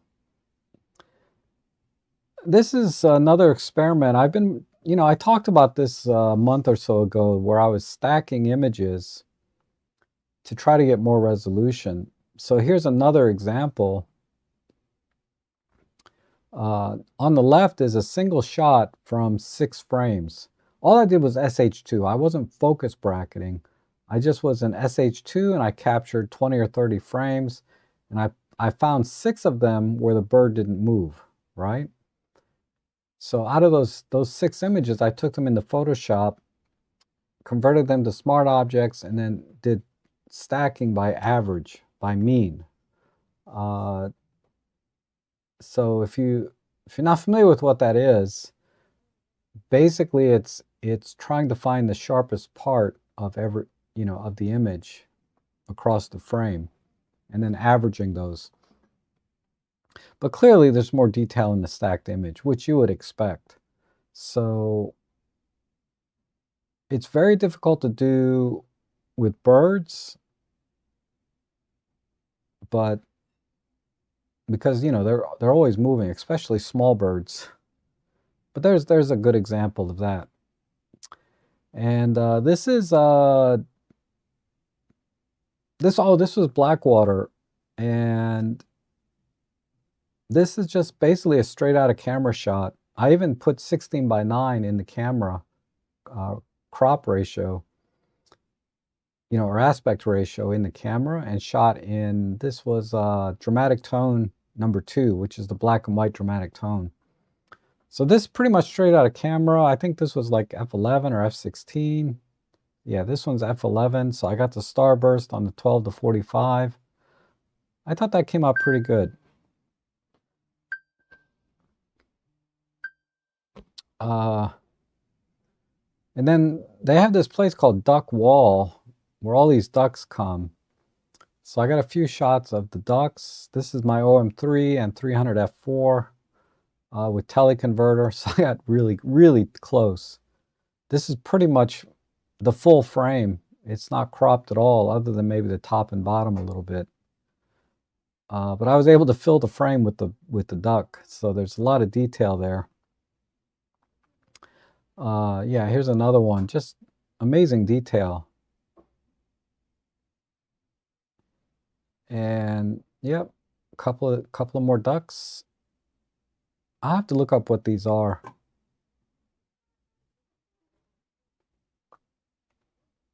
This was a good one. I like this duck with the really strong red eye. That's crazy. I love that.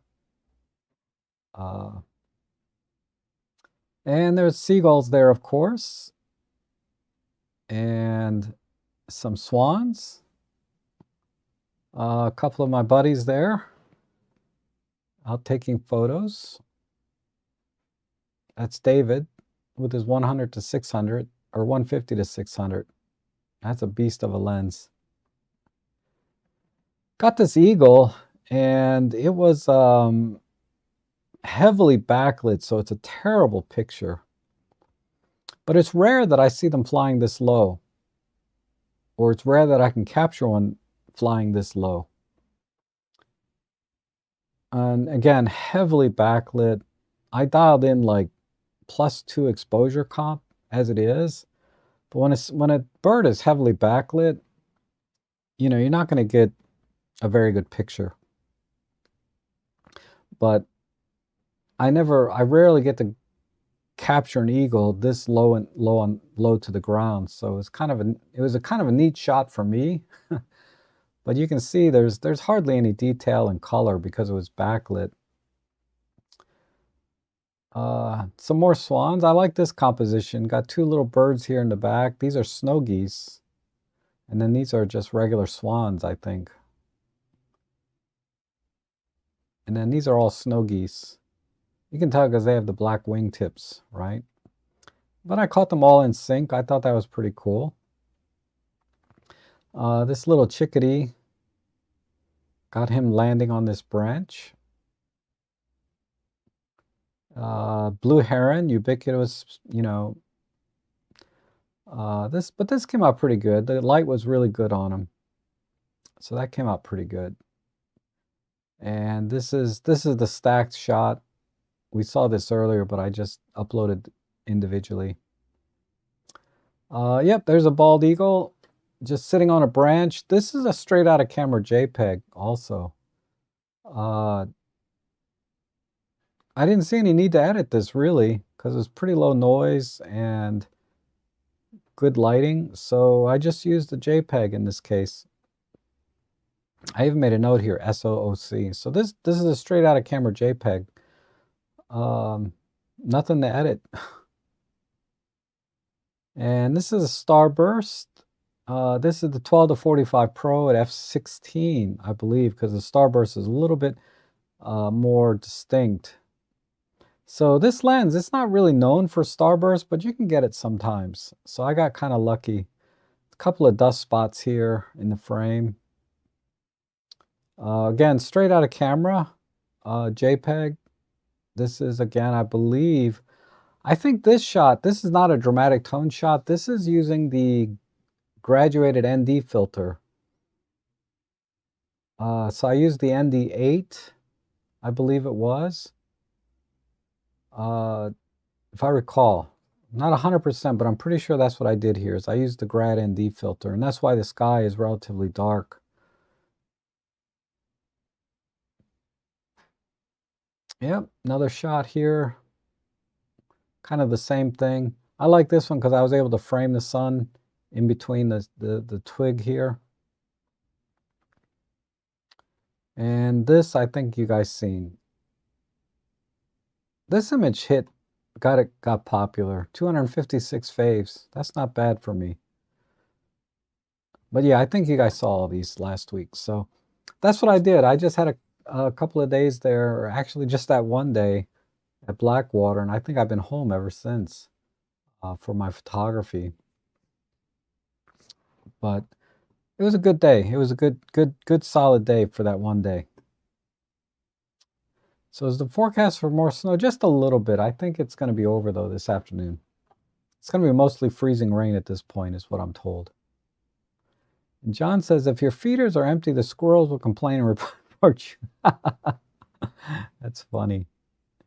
And Adam says, I ended up getting one of those electronic snow throwers and cold weather extension cord, about $180 invested. Game changer for a dude like me over. Yeah, you know, David was telling me he bought one. I have to look into that. I know my mom has a snowblower, but it works except the chute is broken. I gotta fix that. Where it blows the snow out. The problem is the little right angle thing that blows the snow off the side is broken. So now it basically just blows the snow in your face.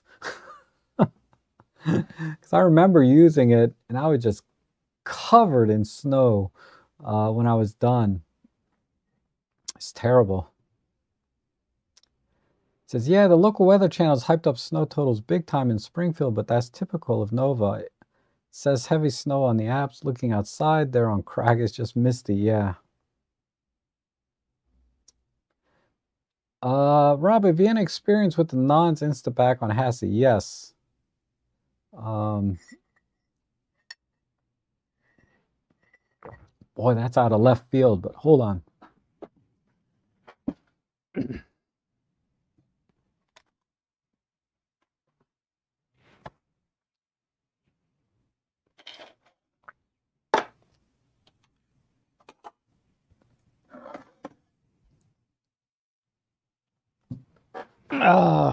Here it is. This is the non's back, right? I think I've only taken about 8 pictures with it. I should take it out more. Works great. It works great. But this is the original 500. So the focusing screen, something's not right. But the focus, particularly at shorter distances, the focus is just a tiny bit off from what I see in the screen to the final image. So I always make sure I'm shooting at the highest aperture I can, like, you know, f8, f11, f22 if I can afford it.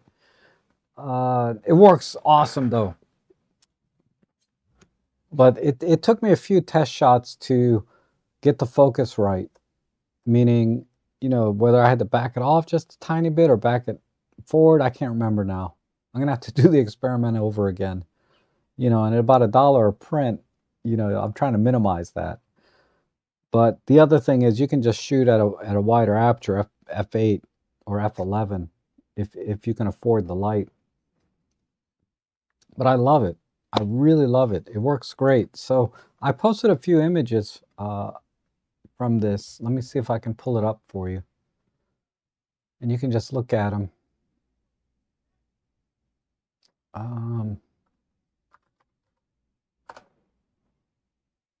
But what this, it's basically an Instax back for the Hasselblad 500 series.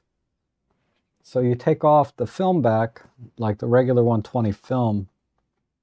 I keep it in a little black bag. Why not, right? Just in case there's any light leaks in my film back, because these are old. These are like 60 years old. But you take this off, right? And you put that on there. And but anyway, let me find you some pictures that I took with it. Oh, I don't know how many I posted from it, but let me see.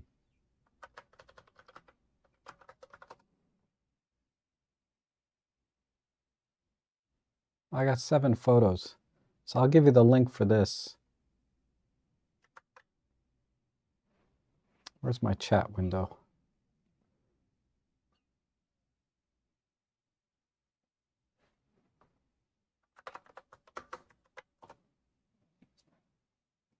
Okay, there's a link to it. So, yeah, these are scans of the Fujifilm, whoops, Instax. So use the Instax Square Fujifilm. And you can see the image circle or the frame, it doesn't quite fill. because the Instax square is a little bit smaller than the actual field of view that you get through the through the lens. So you have to frame it accordingly. Just keep in mind the frame's a little smaller.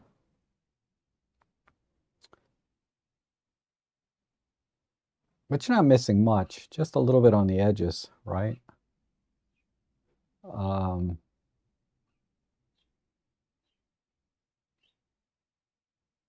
They're not great shots. I think there's a self-portrait in here too. Oh yeah, there. I just converted it to black and white, but I didn't do any processing otherwise. This shirt was too tight, choking me. But anyway, but you can see like down here, it's really sharp. You know, like you can see the twill on the wing chair here, but it's just a little bit soft on my face. This was one of the shots I was trying to adjust the focus. But I was trying to shoot at a very shallow depth of field too. Because you can see, actually it's not too bad. I think I got it. I think I did nail it on my face. That's pretty good detail for a little Instax film. And then you can see that the depth of field falls off right here over my shoulder and then completely in the background. So check that out. But yeah, I wouldn't hesitate to buy it. If you've been thinking about it, it's a lot of fun. Okay.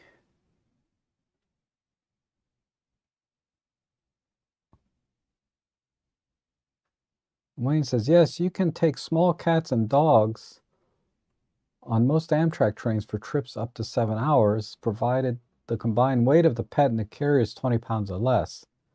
And then $26 to $29. Oh, no, Ellie weighs 42 pounds. So she would be over, unfortunately. And John says, don't forget to hit the like button. Thank you. I appreciate that.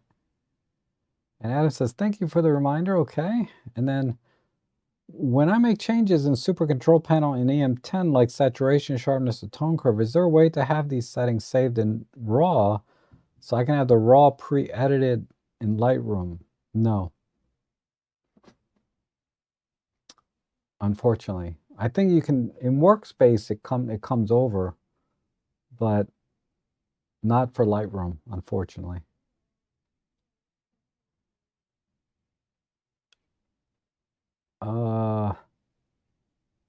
Rob, how do you turn on the light meter on the OM3 using a non-chipped lens? All I get is EV adjustment window and no light meter.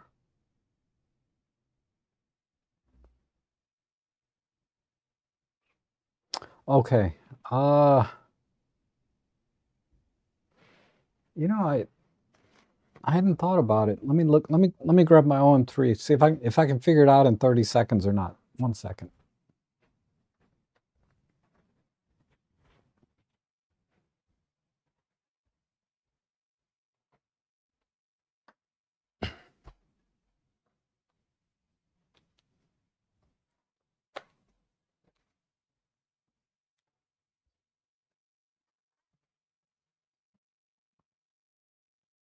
Okay.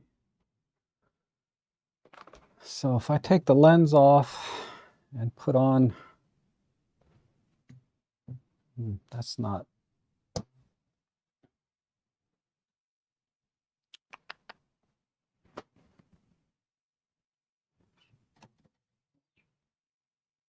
This one. This is non-chipped.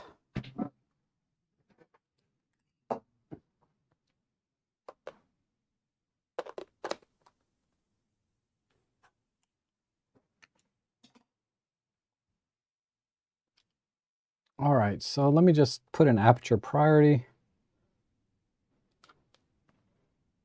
And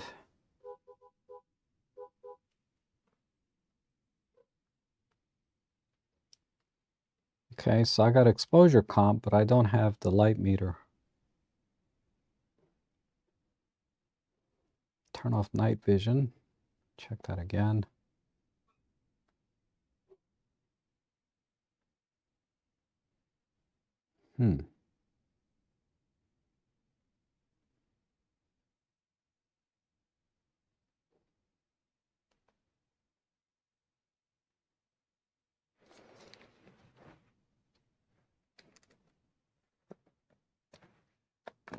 All right. Let me just check something.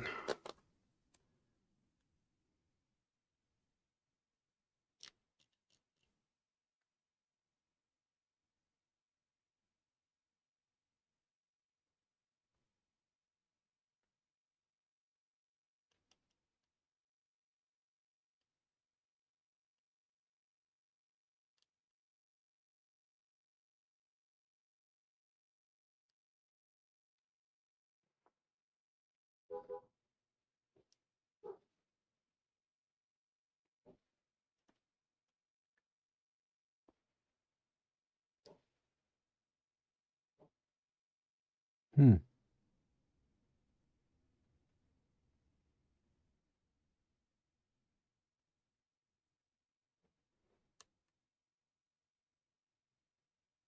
Okay.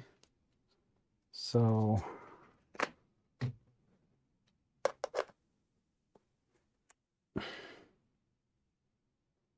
in manual mode, it seems to work.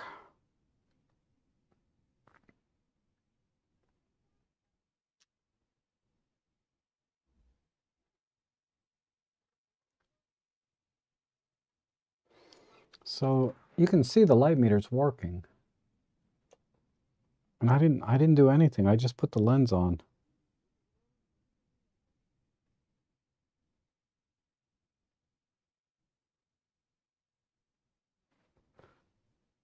Oh.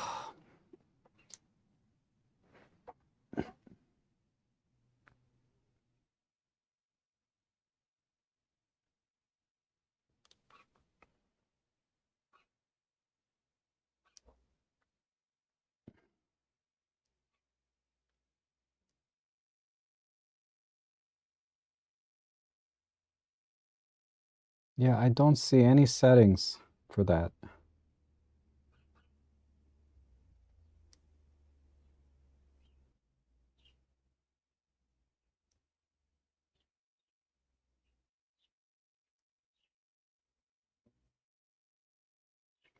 You know, when I'm in aperture priority, didn't seem to matter which lens I put on, chipped or not. The light meter didn't show, but when I was in manual mode,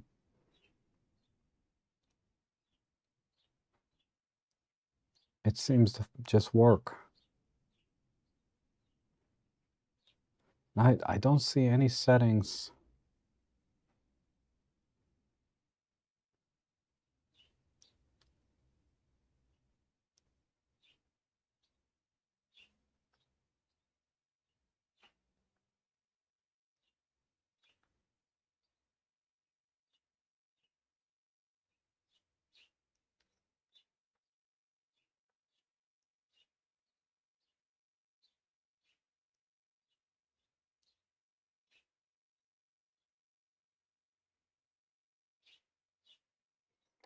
Yeah, it looks like you just have to shoot a manual mode for the light meter. Come on. That's the best answer I have right now. What I can do is just email me with that question, you know, rob@robtrek.com, and I'll look into it more. Nothing comes up for me right now that I can answer, unfortunately. Andrew says, used to use a Polaroid back on the Mamiya many years ago.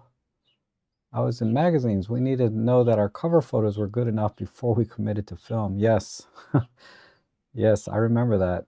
I remember watching a video about it. Let me rephrase. I never did that personally, but I remember watching a video where they would use Polaroids to get the exposure and the framing and the composite. All they would do everything like it was their test shot before they actually used film.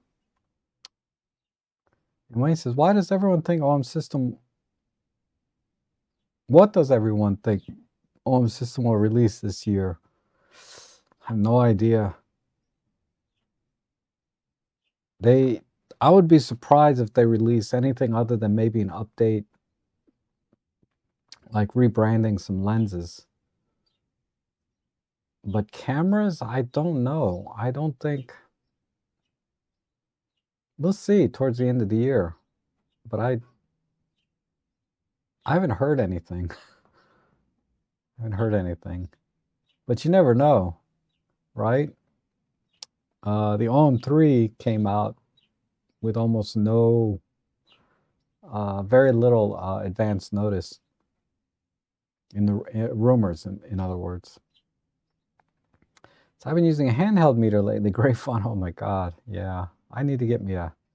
I just use my phone sometimes because they have light meter apps. But and Anthony says benefit of using Hasselblad medium format cameras using lenses with leaf shutters and them allowing you to shoot at high shutter speed. Mine only goes up to 1/500th of a second. That's my max shutter speed, if I recall.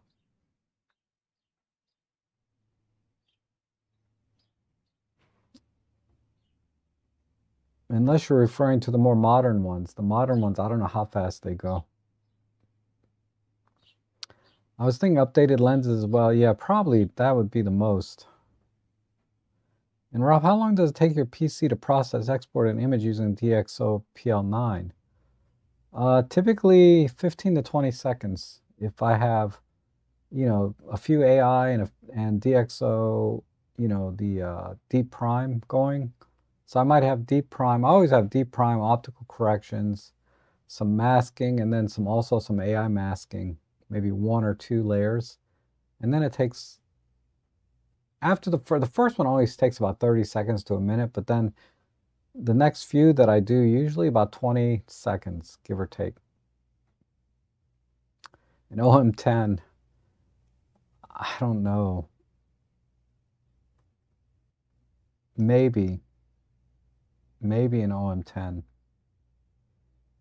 I just don't feel like it's coming though, unfortunately.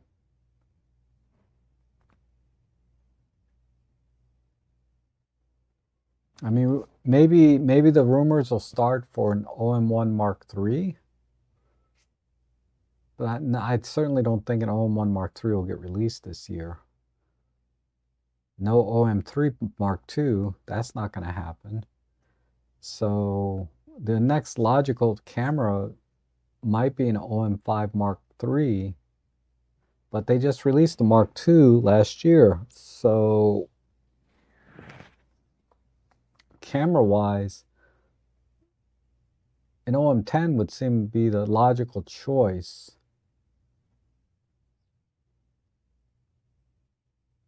But I think we're pat. I think it's just going to be rebranding some lenses this year. And hopefully they take some time and work on the firmware, give us some new features. That would be nice. Maybe an OM5 monochrome TG8. Ooh, that's interesting. TG8.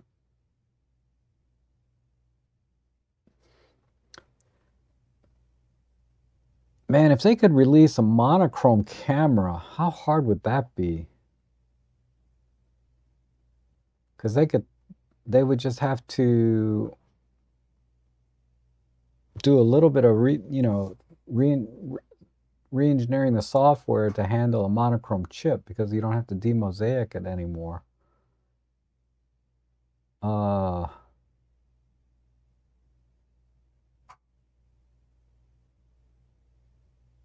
I don't think that would be too difficult, or it shouldn't be.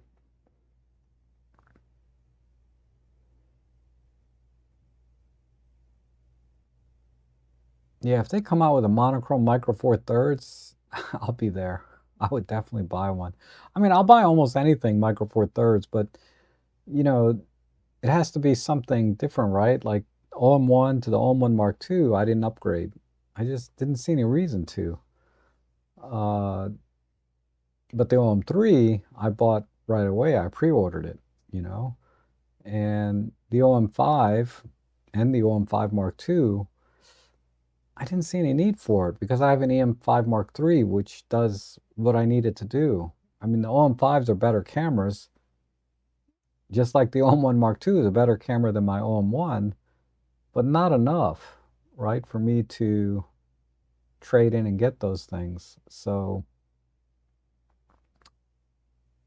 but if they come out with a monochrome camera, that would be cool. I'm still thinking about an OM5 Mark II in that sand beige color. It'd just be kind of neat to have one. But they're hard to find now. But it'd be neat to have one. I'd probably take out the OM5 sand beige a lot together with my OM3. But the OM3 just kind of trumps every camera I own in every way for me, right? I mean, it has that vintage styling. It has everything that I need from the OM1 in terms of features, you know, with all the computational stuff. And then, of course, the shutter, pro capture, pre-capture, and, you know, the stack sensor. It has everything I need to do everything. You know, focus stacking, animal detect, so I can take pictures of Ellie. And the OM5 would be a little step backwards, right? The OM5 could do just about everything except, I think,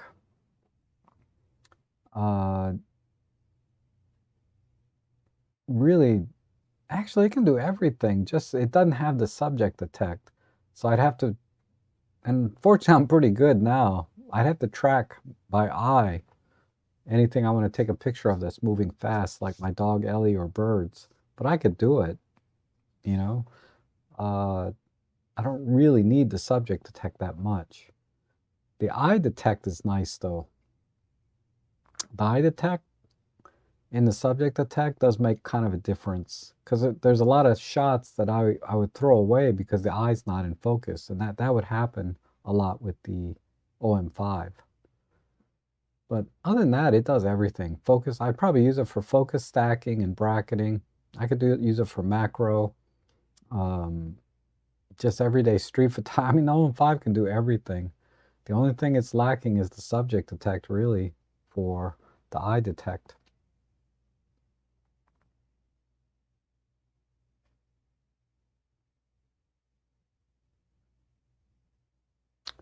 And depends which format you output in. DNGs take longer than JPEGs. Ah, yeah, I always do JPEGs. I've never, I mean, I export in TIFF a lot, but I never really thought about the timing. It didn't feel like it took any longer than a JPEG. And Wayne says, I've heard the OM1 Mark III discussed. I haven't heard peep.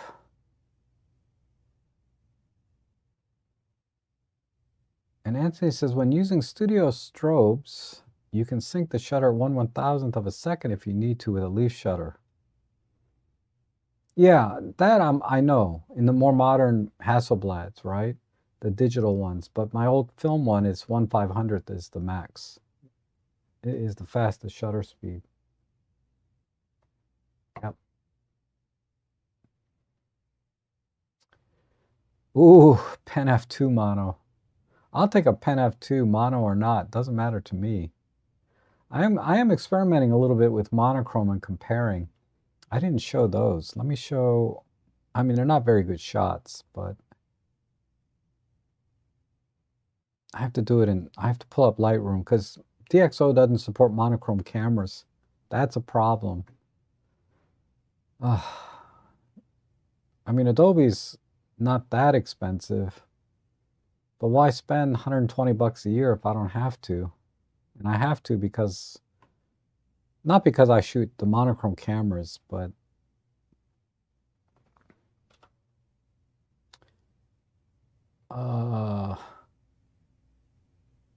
what the heck are these? Go to folder.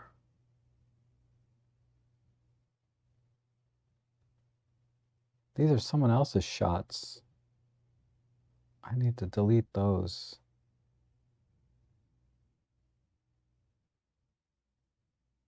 It's in my projects folder.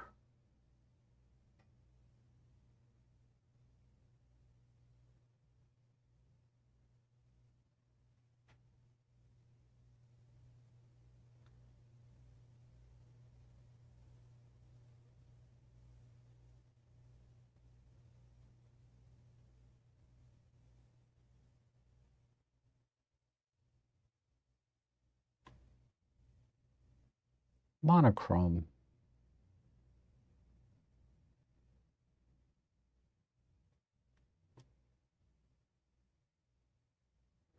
So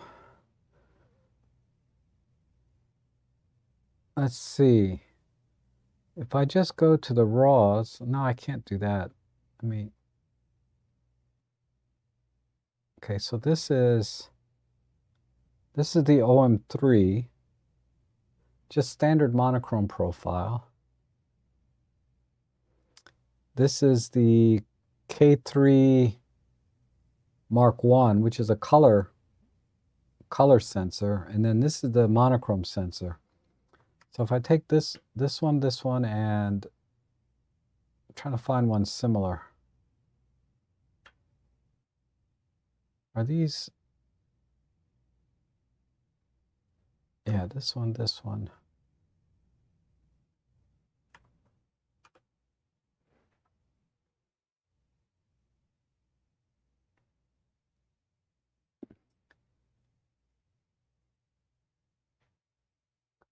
But this is the monochrome sensor. I can tell right away.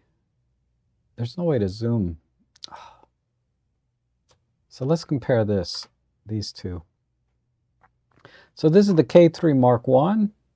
This is the K3 monochrome here, K33.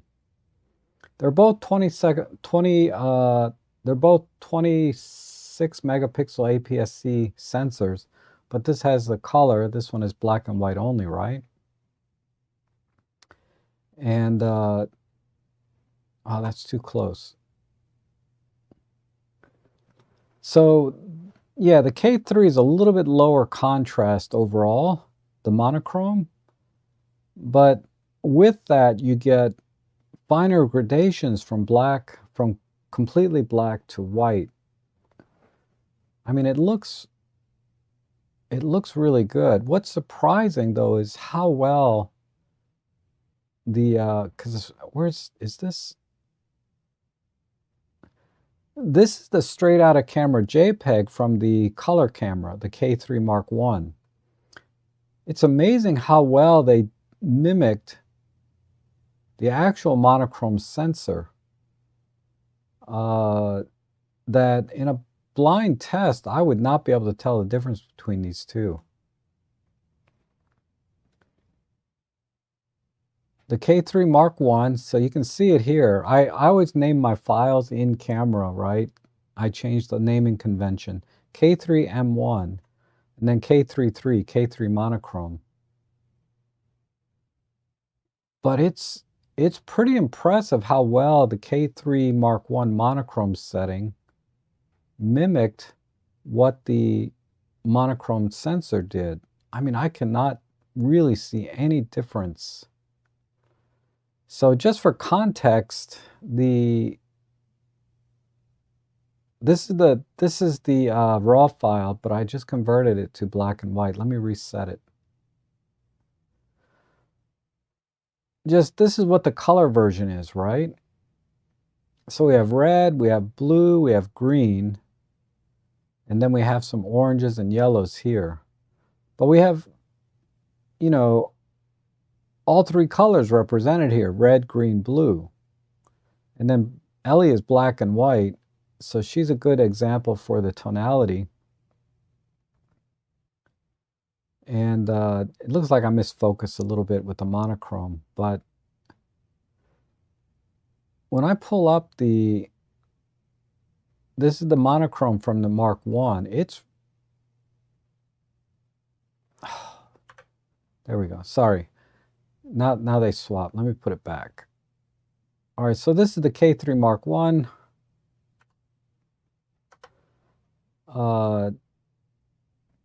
It did a really good job. It's pretty impressive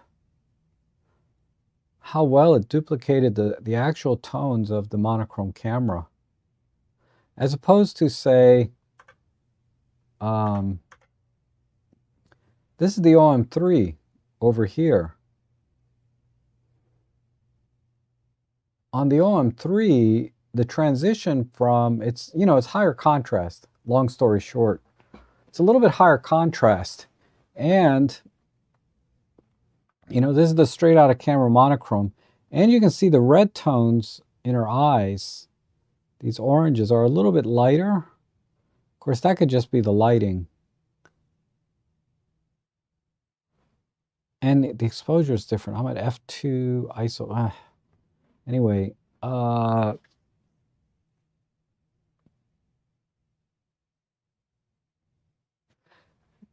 other thing is they said I need this EXIF data is wrong, but I used the same lens on both cameras, so I had to back up or get closer.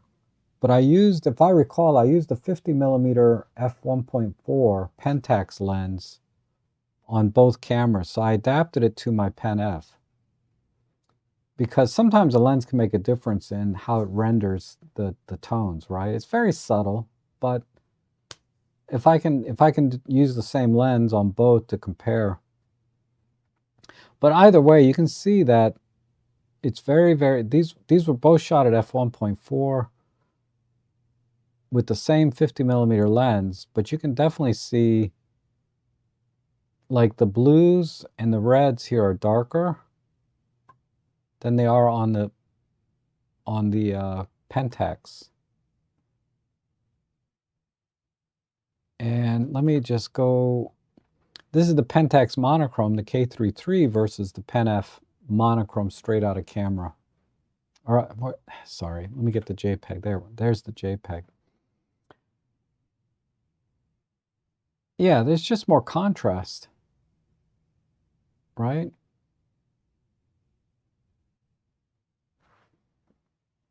So it makes me question, why did I buy a monochrome camera when it's so close? I don't know, I just like it. I really love the tonality. It's hard to show side-by-side images, and like I said, if it was a blind test, I would have a little bit of a hard time with a lot of the images that I take. That said, I don't know if I have any examples here with skin tones, because I did some selfies.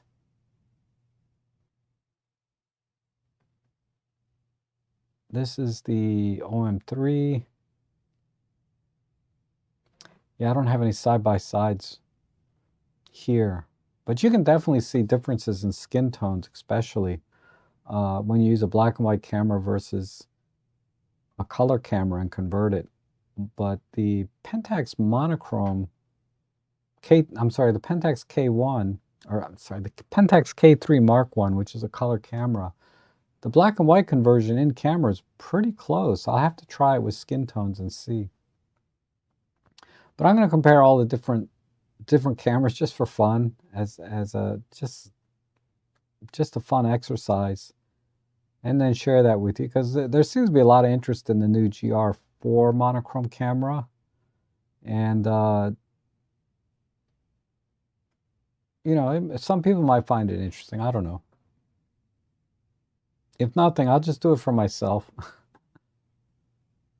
Okay, Henning says the OM1 Mark II and the OM3 are both high-level cams, so logical would be some entry-level camera to gain new customers instead of gassing the existing customership. At least my opinion. Yeah, like I said, the OM20 needs to come out. Adam says that really seems to be a thing OM and Fuji have really stopped doing, big feature drops via firmware, maybe because they already have so many features. They can always do more, something, you know? I can probably think of, if I just sat down for an hour, I could probably think of 10 things that would be great as a firmware update. I think they're maybe considering the OM5 series as their entry level now. Yeah, I've heard that.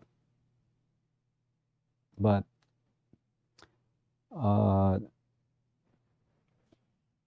if they're going to do that, they need to up the OM5 game to have subject detect. It needs to have everything the OM1 and OM3 has, basically. Maybe just tempered a little bit, right? Like,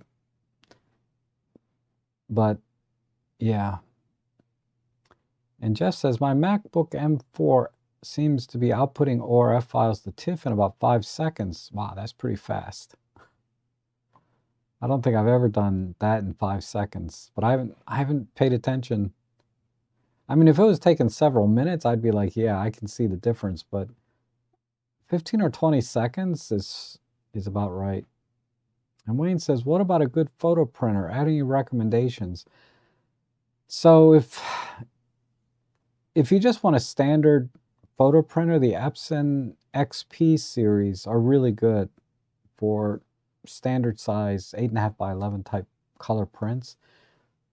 And they have the ink tank versions of that. I forget what it's called. The ink, if you're going to do a lot of color prints, get the ink tank version, right? That uses the tanks instead of buying cartridges. You'll save a lot of money. You just pay for the printer up front. The printers cost twice as much as the non-tank printers. So they're shifting your money. They're shifting the money from the printer, from the ink to the printer itself. But you come out way ahead with the Inktank, and they do have Inktank versions of the XP series. But basically, you want to look for printers that have like 5 cartridges or 5 tanks, right? Because you have, most of them are 4 tank. You have black, and then you have red, green, and blue, or magenta, cyan, whatever. But just think of it as red, green, blue. What does mine have? Red. Oh, yeah. I'm sorry. Cyan, magenta, and yellow, and black. That's your standard 4-ink system. Those will produce acceptable prints. But if you want a really good photo printer, you need a fifth or sixth cartridge. The more cartridges, the better, because then the more separation and fine tonality they can do between the different colors, right? The Canon Pixma series are really good also. So Pixma or XP. And then you'll have to find the Inktank equivalent. And you'll be able to tell because of the number of cartridges, right? And they'll advertise it as such. But the tankless or the tank systems like cost, between $300 to $500 or $600. Last I looked, they may have gone up since then. Whereas the tank, the ink cartridge systems, you can buy those printers for about $200. And you can get those, and you can get them to print up to 13 by 19, which is the biggest one that I have. I use a Canon. I have a Canon Pro 100. They don't make them anymore. They have a new one. It might be the Pro 300, whatever the latest Canon. But that thing uses a lot of cartridges. And it's expensive. So, but I like to print a little bit larger than 8.5 by 11 sometimes. Ultimately, it's better to, if you're going to print large prints only once in a while, it's better to just buy a small one for like your 8.5 by 11s, your 4 by 6s. Just get a small printer like that, whether it's the tank system or the cartridge system, and go with that. And then if you want to print larger, take it to a place or have it sent to a place to get the larger prints. But I only bought the Pro 100 because I got such a good deal on it. Brand new in the box for $150, and that included 50 sheets of 13 by 19 matte paper, Canon paper. So I couldn't turn that deal down.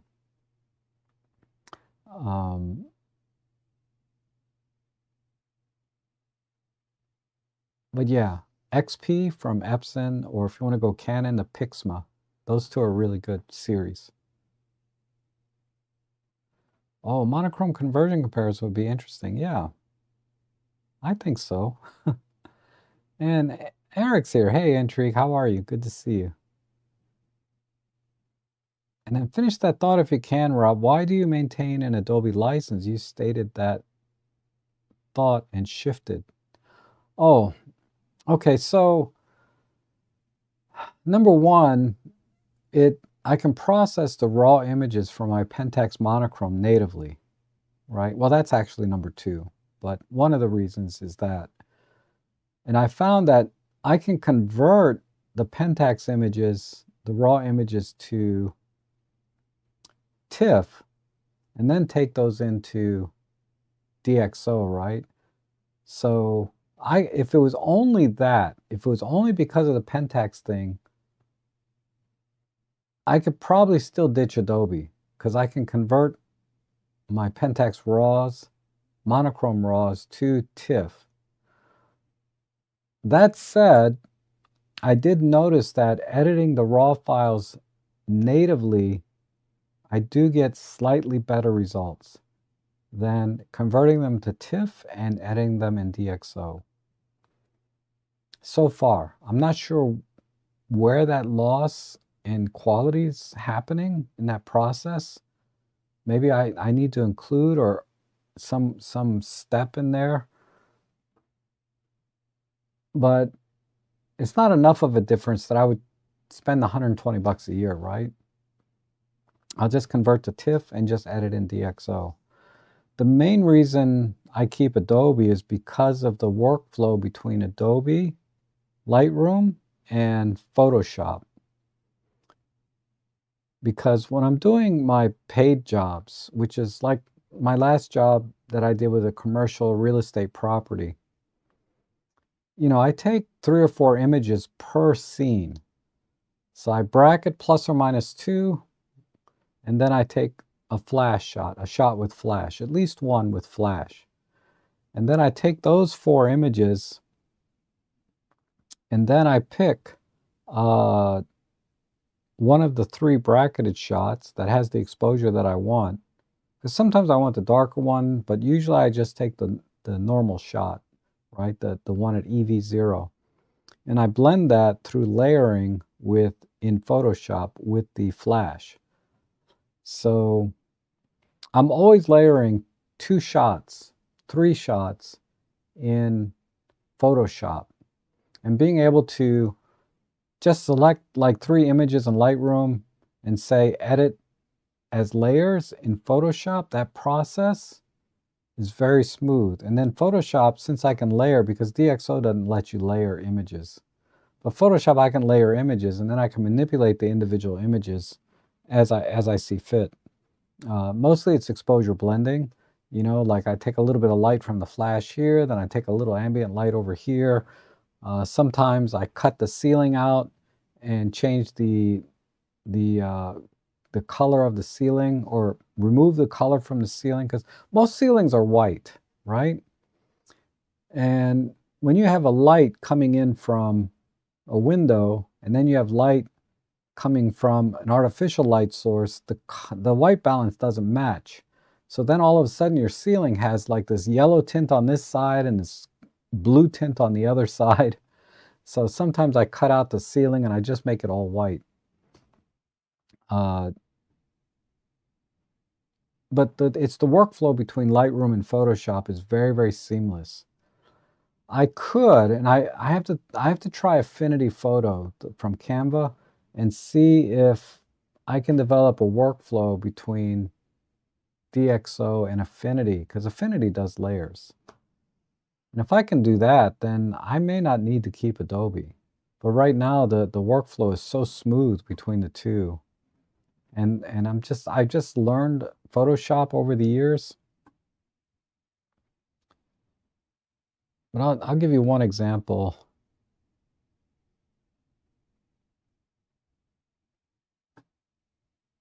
It needs to come up.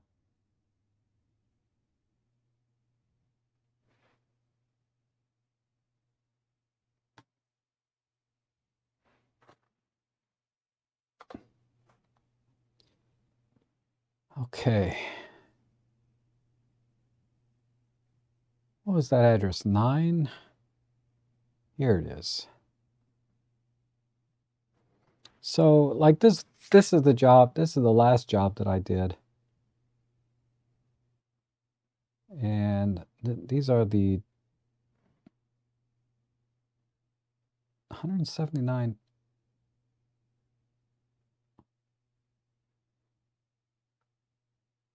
So like, I'll take the bracketed shots. So this is 0, this is +2, -2, and then I take a flash shot, right? So this is a good example here.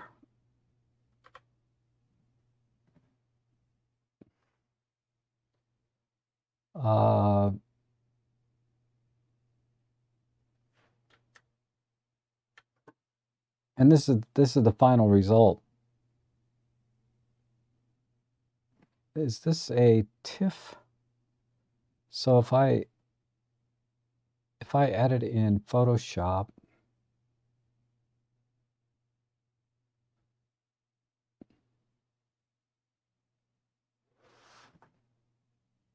but yeah, this workflow is very seamless, right? Because I can just select the image and go right to Photoshop, or I can select several images and layer them, and you'll see that in this thing here. So I have these two images. So there's the original shot. This is the shot where I blended, and I don't know if you can see the mask, but I blended the ambient light in manually, just using a brush. And then I brighten the ceiling. So see the ceiling? This is off. You can see the ceiling, it just looks, I don't know, the white balance is a little bit off. It's bluer here and it's a little bit yellow here. And then over here you have this red wall casting a little bit of a red tint onto the ceiling as well. So a lot of times I'll get rid of that tint and all that color that's in the ceiling. So that's the final image, starting from, that's the original. This shot here, this is the normal shot, right? And this is perfectly fine, this shot here. But when you compare it to the final output, this is a lot nicer, right? So anyway, I'll put these two shots side by side. So this is the regular ambient shot. This is the final edited shot. And you can see the white balance here is blue, this is yellow, and then there's a red casting here. And then if you look at the floor, there's shadows here, shadows behind it here, shadow on the wall. And I was able to get, oh, I missed one. I missed this shadow. Anyway, I was able to balance everything out much nicer, I think, between the two. And that's really, really hard to do without layers, right? You have to use layers. And that's why I keep Photoshop. But I might be able to do this in Affinity, but I'll have to... DxO, I can't select 2 or 3 images at a time and open them up automatically as layers. I have to open them up as individual images, then cut and paste them as layers into another. The workflow is terrible, and I have to keep Photoshop for that reason. Photoshop is the answer, I bet. Plus missing support for several cam and image types. Yeah, so in my case, it's the monochrome camera. There's definitely a sharpness difference, the K3.1 versus the monochrome, unless there's a difference. Yeah, it's the focus. I miss focus a little bit, I think, with the monochrome.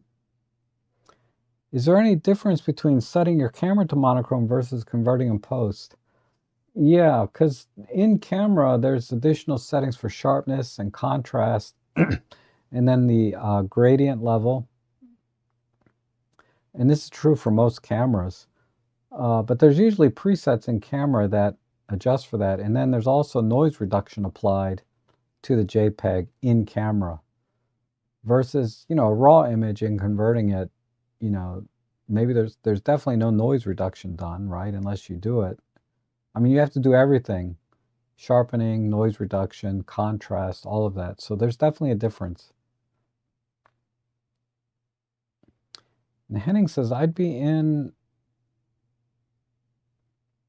for a monochrome OM instantly as well, but not because of this pixel peeping gradations comparing. For me, it's about the simplicity on the purpose, reducing options. It's free. Yeah. Yep. And I think that's how Chris Nichols kind of looked at the GR4 monochrome. Is he just enjoyed the experience, right? And that's part of it for me too. But I get the bonus that my K3 is a DSLR, so I get the nostalgia of using a DSLR on top of having a monochrome sensor. And Darren Land says the OM1 Mark II firmware update to add CP function that could be mapped to the camera button. Yes. I would love that. The computational features, that would be nice. And then Siri says, let me know if you see any deal on film camera. It'll most likely be one time when I use time use when I go to Green Bank. Okay, well, you can just borrow one of mine. I got a lot. I got a lot of film cameras. I even have one autofocus film camera. It's really good. It's a Nikon. So I use the ET2750. It has 4 tanks. Huge savings in ink. Decent printer for home. Okay. Like I said, the 4-tank printers do a decent job, but I could definitely see a difference because I used to have the Epson XP series, and it finally died after 10 years. It gave me a message to replace some maintenance part, but I couldn't find that part anywhere, and I was like, well, the printer's 10 years old. I might as well buy a new one. So I bought a tank printer, and it's only a 4-tank printer. So when I printed out things with the 4-tank printer compared to my 5-tank or 5 cartridge XP printer, the 5 cartridge was so much better. You could definitely see a difference. I mean, the 4-tank stuff is okay, but I could definitely see a difference with the 5-tank. And then even more difference with my whatever, 7 or 8 or 9 tank, whatever this Epson Pro thing is. I can't remember. It has a lot of tanks though. It says I refill my Canon Pro 100 cartridges, but I print a criminally low amount of images. Precision color sales, good ink. Okay, good to know.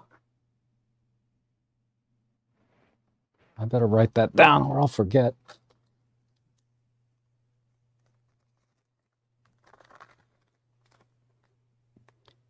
Precision color.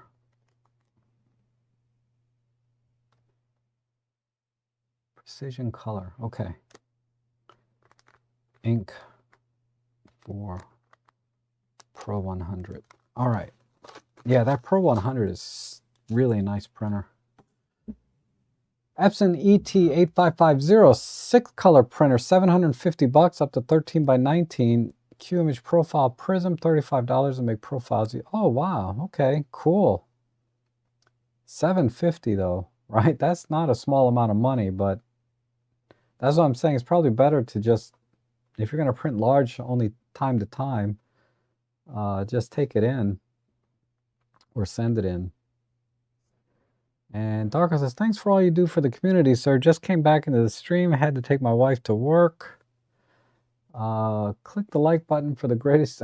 Come on. I'm okay. If we connect, that's great. But yeah, there's much better photographers and YouTubers out there than me, but I appreciate that. Okay, so why don't we call it here? And you guys have a great rest of your week. For the weekend, I'm sorry, I meant the great rest of your day for the weekend, and great week, great life. Eat healthy, exercise. I'll be back at least Tuesday, but if I'm snowed in, I might just go live again tomorrow. I don't know, maybe, because I'm going to be home. But either way, it's great hanging out with everyone. Thank you so much for joining me today, and I hope to see you guys all again